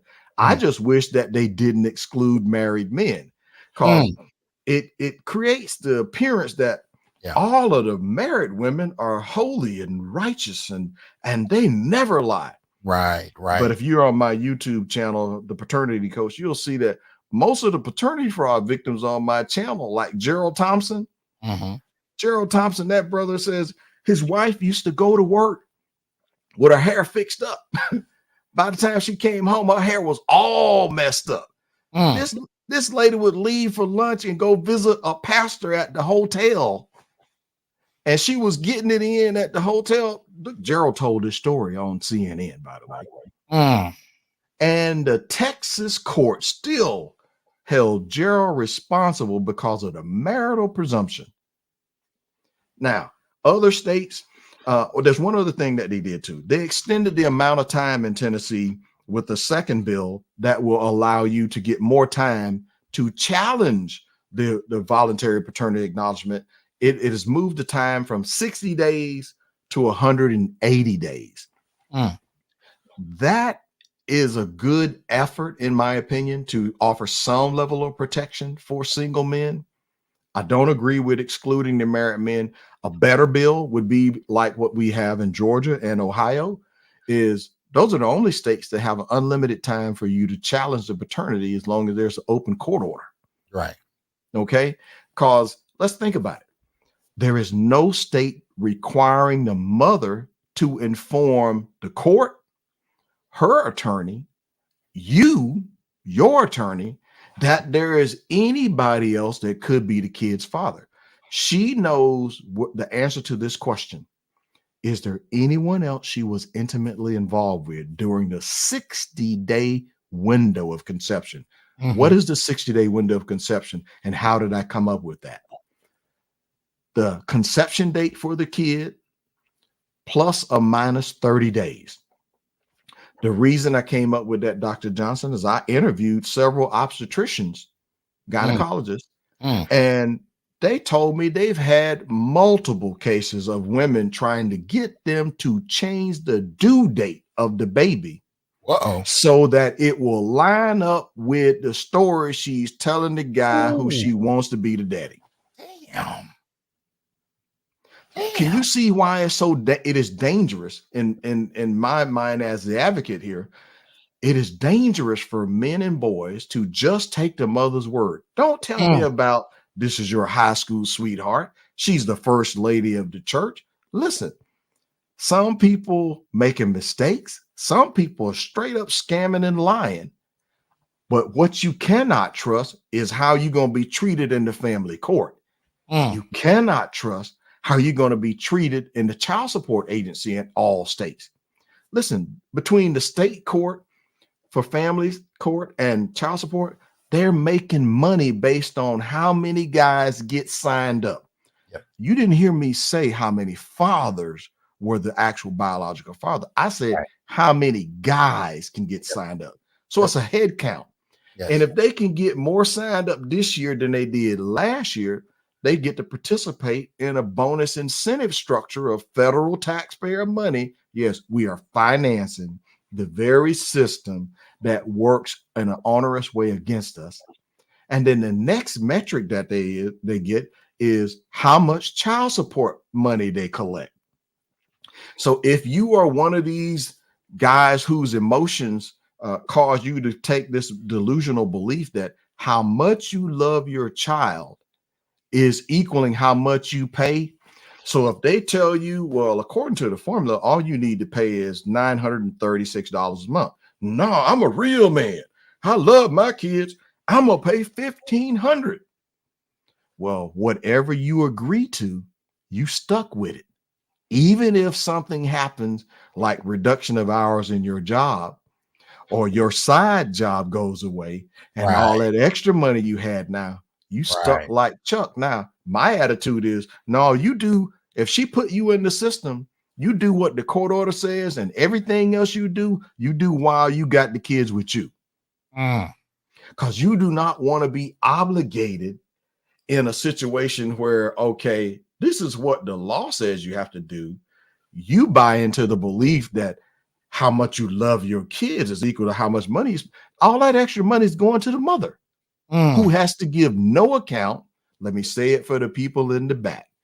She has to give zero accountability for all you know, that extra money is hair and weave support, girls' night out support, flaming hurricane support. Wait a minute. You drive a Honda and you looking at her driving a 330 E-Class and you paying for it. Yep. Yep. And I just want to quickly say to the audience, because I didn't had 3 or 4 things I wanted to drop in and I forgot them all because what this brother is talking about is so important. One thing to keep in mind, if your mouth dropped at least once during this episode, you didn't miss 3 things. So I highly recommend that you listen to this interview several times over, because trust me, at every moment of shock, you didn't miss a couple things. So listen to it again. I'm just going to put that out there now while I can. Go ahead, brother. And as for whether or not other states have introduced, unfortunately, our ability to get advocates to approach their duly elected state rep, state senator, some people are mistakenly, Dr. Johnson, some people are mistakenly thinking they want to take this issue to the federal side, right? And they're approaching their U.S. congressman or congresswoman, or they're approaching their U.S. senator. And those people don't yield majority influence over state law. You got to go talk to the persons or people who are in your state law, like your House of Representatives or your assemblyman, assembly person, your state senator. And you want to make them aware of this thing called paternity fraud or paternity mistake or paternity misattribution. Listen, we put any name that you call it. If we're going to allow for deception methods, lies, trickery, sleight of hand to be used in determining who's the father, and let women pick who the baby daddy is after she's conceived. Let's be honest, this is ludicrous. It is a preventable issue. And since we know by the results of 20 years of DNA testing, we don't get 100% of the mothers to tell the truth in the beginning. My recommendation is we don't ask them a thing. Let's just do like Tennessee is doing now with that passage. Let's just do the test. And the court can rely on the test results a whole lot more than they can rely on the mother's testimony. I'm going to tell you, if we could get this nationally done, but even just with a couple of states doing it, the impact on marriage would be, the shockwaves would just be unparalleled in terms of this, because women know how long they've been pulling this. I mean, in the Black community, most especially, what we hear about the Black father, especially the olden days, right? The idea was, well, he's a Rolling Stone. He probably, the old adage, when you go to grandpa's funeral, there's at least 2 families where everybody looked the same. And that becomes the dominant method of looking at Black men. But nobody wants to talk about how many of his sons and daughters weren't his. Right? Yes. So by the way, the oldest guy that I've tested, Dr. Johnson, was 80 years old. And some of those kids turned out to not be his. And guess what? Before he died, he says, I want to know for sure which ones are mine. And some of them weren't his. Come on now. Now that doesn't, notice how that doesn't make the conversation, right? When we talk about the family, the Black family, it's all about his dysfunction. But for some reason, the women are, untouchable, even in terms of doubt. It's not even on the table. But now that we have DNA, it is cutting across assumptions. It is cutting across belief. It's cutting across all of these kind of fantastical ways of approaching this. And it's forcing us to actually come to grips with female nature, which I'm not saying is inherently evil. It's human. No. There you go. Human. But women have been kept from being held, under criticism as human beings. But men, particularly Black men, have been hyper criticized. Worse than anything else. So now we're seeing nature, and we're seeing evidence, and we're seeing science being brought to bear in a way that equalizes the playing field by forcing us to deal with human nature. So listen to what some countries have done now with the increased public awareness of of DNA testing for paternity, maternity, immigration. Some people are using the backdoor approach, which is to do ancestry testing. Yes. Where you're wanting to do and find out, well, which family tree Right. am I really on? Yeah. Right. Yeah. And this is when mom's secret that she thought she was going to get away with. Yep. And we've seen stories from Africa, Jamaica, the United States, and other countries. That ancestry test revealed that your mama is the first one that lied to you. Your mama lied to the guy who you thought was your daddy. And that man is ticked to find out that none of the kids are his. You want to talk about a cold ice bucket moment. Yeah. Man has committed time, resources, or like in one case, one guy said the mother used to come to his job and harass him about more money, even though the man was paying under a court order. Between you and me, I would have filed charges on her for harassment, for stalking. Let her do some jail time to see that her behavior was uncalled for and that she was a threat. And that she should be dealt with instead of trying to deal with them like this, black man, get smart and use the law so that she gets a little bit of opportunity here. This is equal opportunity here. So I say here to the manosphere at large, equal rights, equal lefts, but not physically. Right. Using the law, which is going to require you to use your mind, use your brain. But they have no problem, Dr. Johnson, in making false claims of domestic violence against a man, false claims of SA against a man. And guys, once you and her are done, you do not date her, don't touch her, don't go out with her, because if she drops a claim saying you raped her, your black behind going to jail. We've seen these all the way to Africa. We've seen these cases when they're revealed. We've seen men go off and go buck wild. And the ultimate irony to all of this is when it's reported in the news, what set him off is, if it's in the article at all, is buried in somewhere in the bottom of the article. The contributing facts. But the point is that he went off, and that becomes what the story is. This man hit her. He did this to her. But nobody then talks about what actually initiated all of that. So it's that much more important that we deal with this legally. Yes. And we really start to become more litigious in this manner, because as soon as and you are so correct, as soon as things get violent, you become the point of the story. Your irrationality, your tendency to violence, you need to go to jail, and everything else that happens becomes immaterial. Oh yes. Look, as a result, Dr. Johnson, I've been teaching men how to apply some things here. I'm going to show you a device that you are already well familiar with. Dr. Johnson, let me introduce you to the Johnny Depp wireless security device. Sir. Yes, sir. You know, the only way Johnny Depp was able to prove that Amber Heard was a straight up lying trick. And no offense to the other people who are real tricks out there. Okay. Yeah. They may not want to be associated with Amber. Okay. Allegedly. Okay. But my point is, had he not had his wireless personal security device, did you know, Dr. Johnson, that this thing actually provides audio visual recording?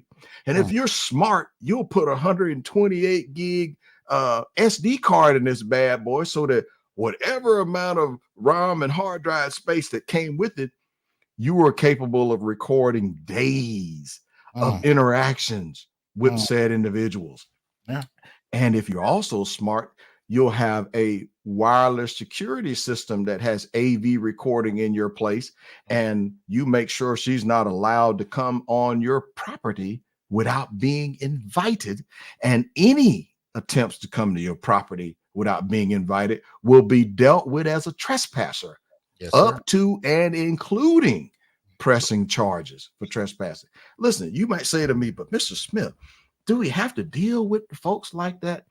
Listen, as part of healthy masculinity and stoicism, or you standing on your square, you have to let people know you're not to be played with. Right. That you are not to be trifled with and treated. Because if you're not careful, the mental abuse that the man goes through verbally and disrespected and talked down to like he's a little kid. And let's also point out the fact that usually him getting physical is a response to having been attacked. That narrative is often not told. But guess what? If these guys are smart and take advantage of the fact that, you know, these days you could have an 8-core, 10-core microprocessor in your personal wireless security device, making sure you find out what the laws are in your state about one-party and two-party recording. Because if you're involved in a conversation and you make her aware that you'll have no communications with her that are either not in written form or being recorded by audio or video or both. That's how you have to treat it. You got to treat it like a business transaction, Dr. Johnson. Damn. Because once this person has shown they will lie on you, they will claim you hit them and did all manner of stuff. The Carnell Smith rule is they are not to be trusted, and you are not to be alone with them again. I heard in that. a way that where your freedom and your livelihood can be endangered. As one, several people I've heard on the manosphere, gentlemen, protect yourself at all times. Yes, sir. Yes, sir. Let me, let's see. We got a couple more questions here. This one is from Bravo Deuce. He says, at the BMC3, I didn't get the chance to ask you, had the judge allowed you to sue your ex, would you have become the crusader that you are today? Now hear this. Absolutely yes. I have taught many of my clients how to win, and we've gotten several of our clients to recover as much as 18 years of child support payments plus interest and damages. Because he went through emotional distress, he's went through financial damages. Because think about this. Had he been informed that little Junebug might not be his or wasn't his for sure, and he got those tests before he paid any alimony or any child support, he could have paid for his own vet, right? Or he could have kept the cash and learned crypto and several other investment tactics and techniques, and he could have completely changed his quality of life without that bad influence of her in his life, right? Now, would I have still been an advocate? You dadgum right. Making me have to go 5 years to the U.S. Supreme Court when I presented evidence there was over 1 million men and boys that what I argued as constitutional arguments, once there was irrefutable proof that all of the assumptions that the male was the biological father, my position was the court needed to admit they no longer had subject matter jurisdiction over this man, because everybody, including them, everybody had presumed that the guy was the biological father. Well, how are you going to maintain that presumption once there is proof? Because what we do today in criminal court, look at the Innocence Project with Barry Scheck, people who have been falsely accused of murder and rape, and sometimes SA, right?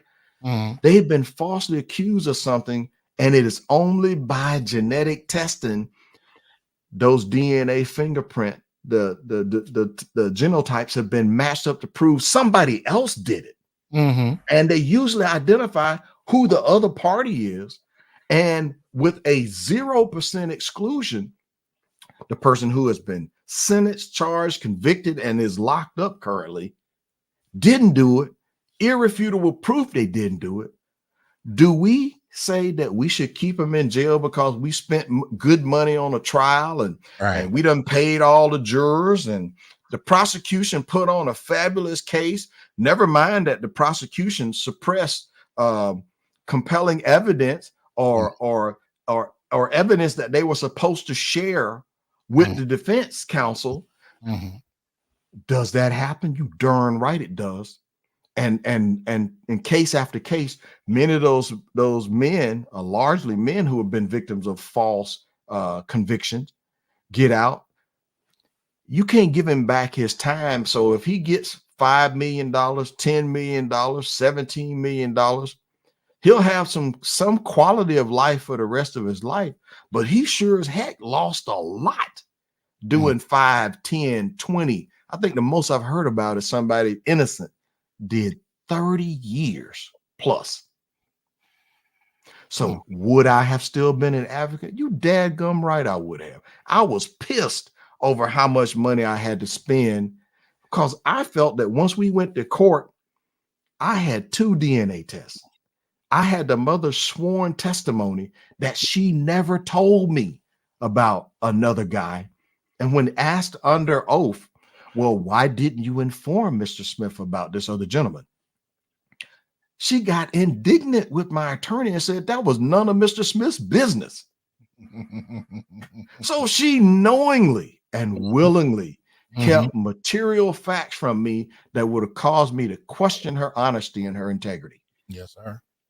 Look, Chris Rock says men tell a lie and say he was at Tony's house. Women tell a much bigger lie and say that's your baby. That's your baby. Now, am I woman bashing? No. But did you see all those black men I showed on my slide? Yeah. Yeah. I think he said men tell more lies, women tell the biggest ones. The biggest one. Right. And the worst side of that, Dr. Johnson, is the guy who doesn't find out what the truth is within 30 days of her telling him that lie. Since we now know a legal form of prenatal testing is available starting at the 7th week, listen to the Carnell Smith strategic approach. Listen here, Cupcake. Now, I know we supposed to be married and everything, but you've been showing some of these run the street tendencies and ways, and your conduct and behavior has caused my belief in your veracity is in question. And in case the artist doesn't know, her honesty.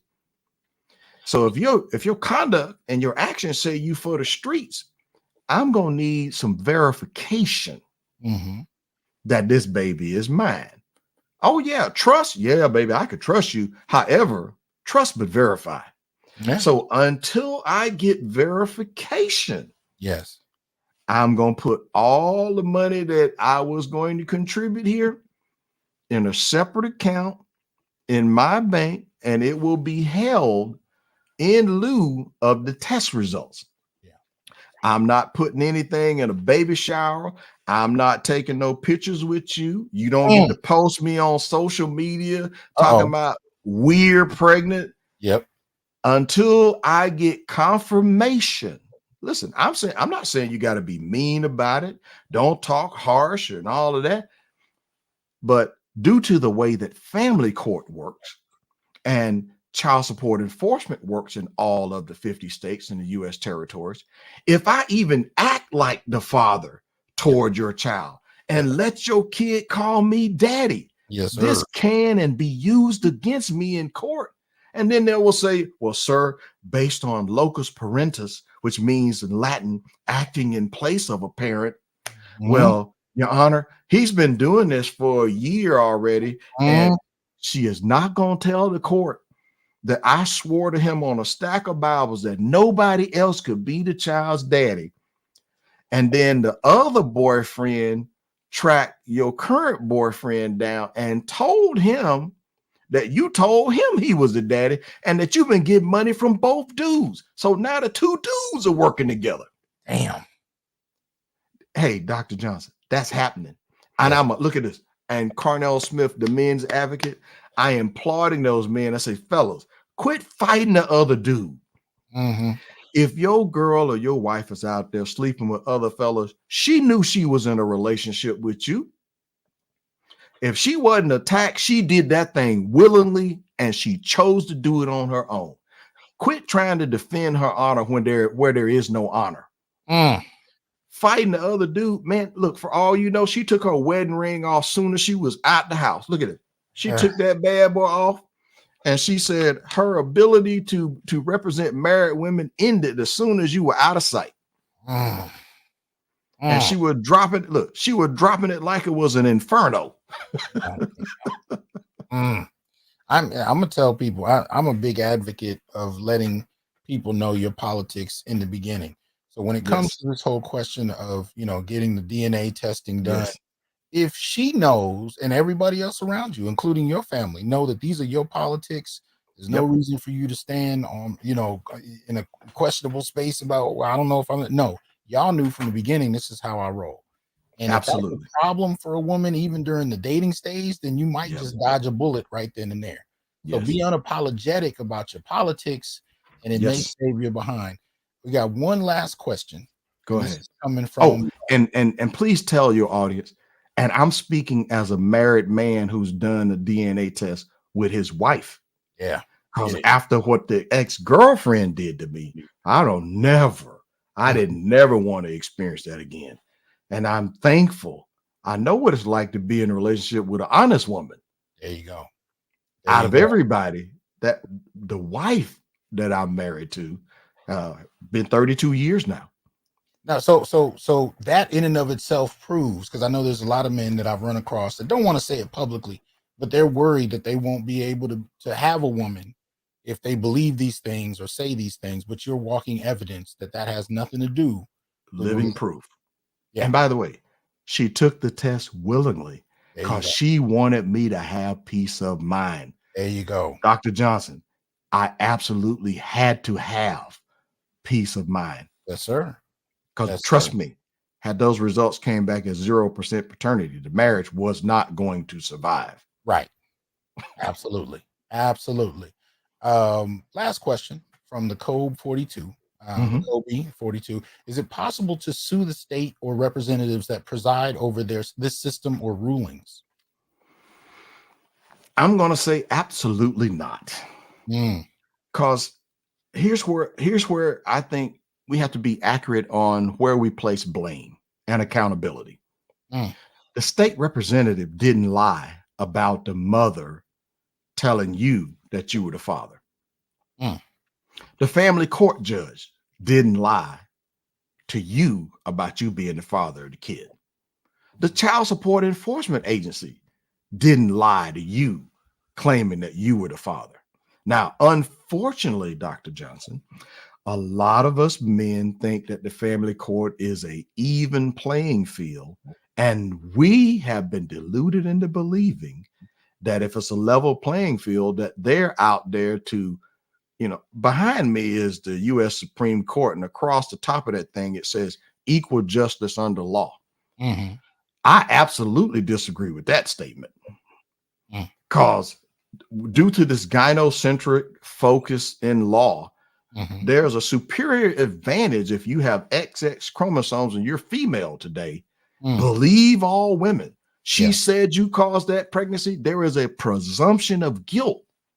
And the various state agencies and the family court that are involved, all of this, by the way, all the way that system works today, it started with welfare reform all the way back from the 70s through the 90s when some people came up with some brilliant ideas. We don't want the state to get stuck with this bill.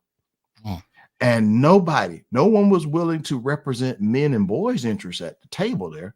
So in the giveaway, do all things for women, well, we're gonna get these guys to pay, and we're gonna recoup the money that we spent for the state to pay to give her food stamps, Section 8, medical, dental.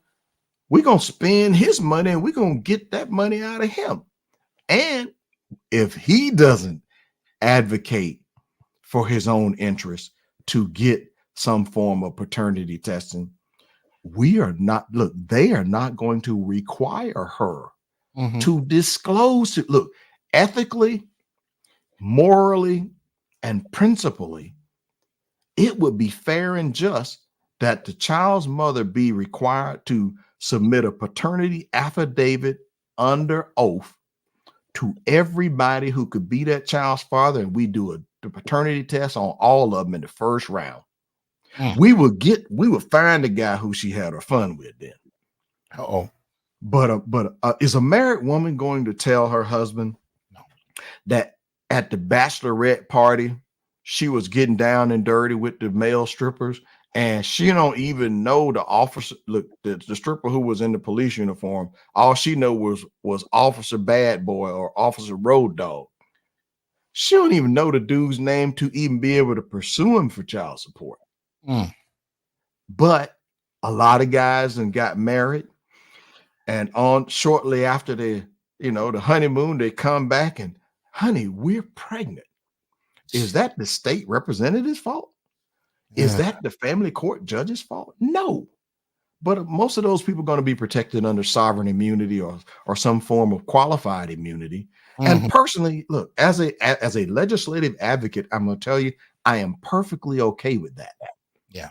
What I'm not okay with is not having some form of statutory relief and legal remedy and law where we can eliminate and bypass judicial discretion.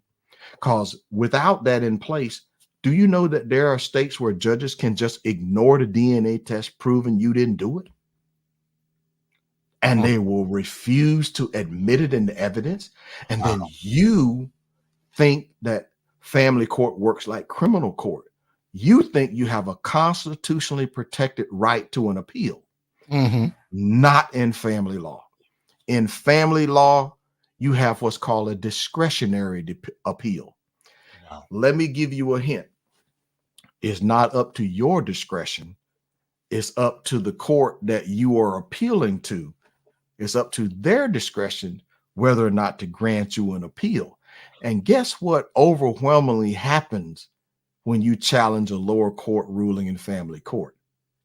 If you had the money, if you had gotten court records and you got your brief submitted in time and you submitted it to the right court, there's no guarantee. By the way, the people who review your cases for those judges, it's not always the judges who are reviewing your cases for appeal. It's their law clerk. So you're electing judges thinking that the judges are doing it. The judges are splitting the workload with their team of law clerks or law clerk. And your case might actually have merit as representative of what's happening to a group of men and boys. And look, and the data can be verified independently. Is that the judge's fault? The system is set up that way, but do we just complain about the system, or do we take steps to do what I did and several others, is learn how to apply the principles of changing law? Look, Dr. Martin Luther King did it. A whole bunch of other people over the years and decades did it. Then we could either complain or we can advocate for reform. Some cases we need to make changes at state and federal, because if we change the financial incentives, imagine this, Dr. Johnson. Imagine if the financial incentives were such a way that states lose $100 for every paternity fraud case that they currently have on the books. So for every dollar they charging a man for child support and he's not the dad, they lose $100 in federal funds. Now, how motivated would they be to change that law? Right. I think we could get it done in under a calendar year. See, I'm radical like that. I believe if we make it so that they're not just counting people who sign a piece of paper and it's not the actual biological father, and not just the amount of money that's being paid, because we have duped a bunch of men in believing how much they love the kid and how much they pay are somehow equal. Listen, there's guys who love their kids. They just simply are at the poverty level after they paid their bills. You're supposed, look, there's supposed to be a self-support reserve factored in, because if the guy's got to work 2 weeks to get paid, he's got to be able to eat for 2 weeks long enough to go back to work to get the next check. Right. Well, I'll stop right there, Dr. Johnson. Look, as you can tell, I'm a little passionate on the topic. No, it's not. We need it. We need it, because one of the things I notice with a lot of these men is they don't believe anything can change. So obviously, one of the things we find brothers advocating for is at least withdrawing. And I commend the brothers for at least taking a step in that direction, but we can do more than just individually withdraw. We can Yes. push forward in a whole nother way. And we're just now starting to see these things come to pass. And we haven't even really gotten started in terms of men as a collective. If you just look at the last decade, Mm-hmm. we've been talking about things online. We Mm-hmm. haven't mobilized yet. We've just been talking, and we're Yeah. starting to see policy changes. What Yes. happens when we actually organize and And start and pushing our agendas? did you know it doesn't take 10 million of us to get something done? Get it? Listen, we got the law changed in my state with a dedicated group of less than 50 people. Yes. However, here's what you absolutely have to have, Dr. Johnson. It's having a large number of people who will be supportive and participatory is great. Mm-hmm. What you need more than anything else is a dedicated few. Mm-hmm. Dr. Johnson, I personally attended, I think, every committee meeting, subcommittee meeting, and sometimes those meetings got rescheduled at the last minute because somebody like the committee chair had a conflict and had to be over here somewhere. And as a result, that meeting that we were counting on moving something and advancing a bill today, it's Mm-hmm. got to get drop kicked to tomorrow. Okay. Well, there's no point in whining, moaning, and complaining. It is what it is. Mm-hmm. Mm-hmm. Now, Dr. Johnson, I started that legislative effort out standing in the rain by myself, talking to one television camera about how the state of Georgia had instituted a new form of slavery, because in the old days, slavery was based on race. Mm. I said, now slavery is based on gender. Uh-oh. Because men and boys are being pimped and they're used as income producing property for the state. Ooh, This shit. is slavery by any other name. And do you see how much melanin I have in my skin? Okay. I was well qualified to be able to make that statement, and I Mhm. could stand 10 toes down, and I was unapologetic at it. But guess what? I wasn't there with a gold chain around my neck, and I wasn't talking yo dog. Listen, there's a time that you need to change your presentation. Mhm. Sometimes you got to adjust your communication style, right? Mhm. I lost my ponytail. You can tell, right? All right. Ponytail. All right. But listen, but if you keep your ponytail and you put on your business suit and you put on your tie and you don't go there cussing everybody out, you can find that if you present a problem, a solution, that you have an approach and you provide data that can be independently verified, and you come not just on behalf of your case, but as representative of a group, and a group that's growing with the problem. And then you tell the story like Dr. Martin Luther King used to do.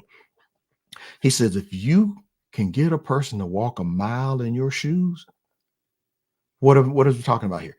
Telling the story to the lawmakers as if this happened to them. Right. I literally talked to state reps and senators about how easy it is for any woman in their district to go sue them today for Mm. paternity that Mm. they don't know, Yeah. that they never touch, and that it's going to cause an issue at his house when those papers show up and his wife gets those papers while he's at the Capitol. And if he's a public figure, he's vulnerable to that, whether he knows it or not. Yes. Yes. So yeah, you scared the crap out of him. I see what you're saying. I got their attention though. Mm-hmm. And they said, wait a minute, you Yep. mean to tell me, Mr. Yep. Smith, Yep. that any woman could sue me with no proof whatsoever, and based on her word alone, I'm now in a position where I must defend myself, or the court can take this instrument right here and Mm-hmm. with the stroke of a pen, this gives them immediate access to my financial resources. And then that judge may say, well, sir, since you didn't come to the hearing wasn't important enough, we're going to reject your request now for a paternity test, and you just pay the money. And if you don't have our money, we're going to lock your behind up, Mr. Senator. Yep. Yep. And if it can apply to what you call it, essay and grace, yes, why not paternity? So why not paternity? Look, yeah. if we can free people who've been falsely accused of a criminal offense, Yep. using incontrovertible scientific evidence, that same evidence is what? It is used in the quest for truth. Mm. Well, is truth any less in the family court where a woman has alleged or sworn sometimes that somebody caused her pregnancy, that her egg was fertilized by said person, and DNA comes back and prove this is just what Chris Rock said. This is the biggest lie. She said that's your baby. Yeah. You shouldn't prosecute a man for that. We shouldn't even be asking him who the other fathers are. Exactly. She has the list. She has all the names. We should be making the guy responsible for figuring out who else should you take. Look, if I didn't do it, that ain't my problem. Look, give me my money, let me go and kick rocks. And by the way, if we need to attach her paycheck, intercept her tax refund, I needs all my money back. That's called fair is fair. Equal rights, equal lefts. Yeah. Look, I want to thank you, man, yet again for doing what you do. Shout out to Carnell Smith. Go to thepaternitycoach.com. You all and you have a YouTube channel as well, right? Oh, yeah. If you go to the paternitycoach.com, it'll all the links to my social media there. Okay. I'm going to get more active online and streaming. Several attorneys and several of the brothers at the conclave and others are telling me, says, man, you need to be online more. I was like, okay, I'm working on it. You doing the work though. That's what that is. So, but at the end of the day, y'all subscribe, support the brother. You know, if you get a chance to, find any way to support him that you can, do so.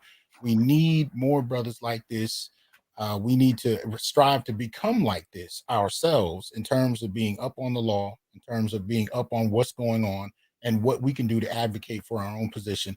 And remember to, support the brothers that have already been doing it while we take our cues and take notes off of them. We need to make sure we do that because it's past time. Yes. So I really want to thank you for coming through. I know you're incredibly busy. As I said at the beginning, you have sir. Like you. An open door policy here. You are welcome anytime, brother. Anything you want to drop. Thank you. And then your audience, please get Dr. Hasan Johnson's book. I got it. So I'm gonna take some time to read it. I know I didn't really mention it much, but I'm also the author of Trapped by Law: Stop Paying Child Support for Paternity Fraud. You can get my book in ebook, and you can also get it in paperback. It's on Amazon. My goal here, Dr. Johnson, is to use the book to hopefully inspire more guys to fight back and fight back early. Yes. Because listen, you don't lose your man card because you don't agree to pay or go to jail proposition. You don't lose your man card because you don't agree to being pimped and becoming income producing property for your state for a pregnancy you had nothing to do with. Yes, sir. Let's help them be responsible. I mean, some people said that accountability is like kryptonite for a lot of women. Well, if we use the DNA test, we don't even have to ask them, do we? Yeah, there it is. Thank you again, brother. Thank you, sir. You keep doing what you're doing, man. I'm a big supporter of the Institute for Black Male Studies. I'm hoping maybe you can find yourself over at the Black Manosphere Conclave next year, because you got a lot to present.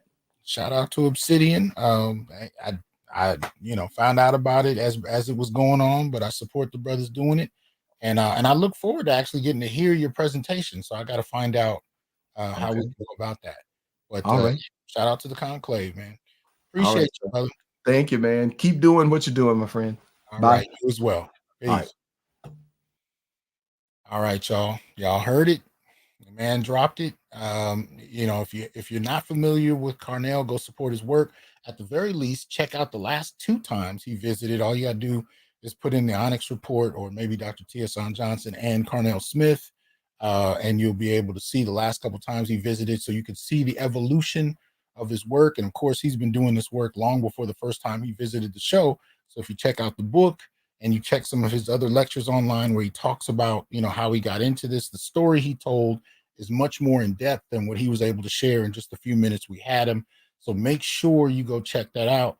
And you can often see, if not for yourself, other brothers who have lived bits and pieces of his experience. So we got to get on the same, platform with one another, the same page, and really start to advocate in very strategic and empirically informed ways to advocate for our position. So anyway, that being said, I hope you all have a good night. I want to hear your comments, your reflections, your observations about this and your related experiences. Also, I've been getting requests on different kinds of things that I can do with the book online. If you have specific ideas of what you'd like to see happen in regard to the new book, The Black Masculinist Turn, go ahead and put those ideas in the comment section as well, and we can dialogue about what we can do and how I can service your interests as far as that. Either way, y'all have a good night. I appreciate your support.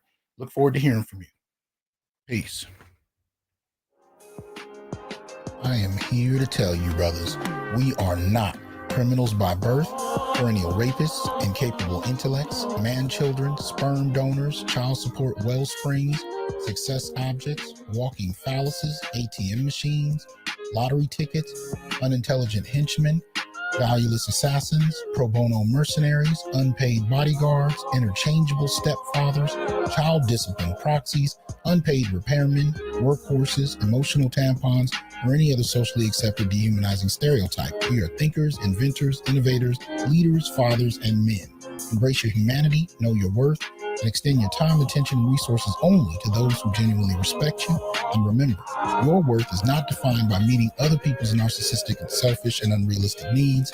You define your worth. Peace.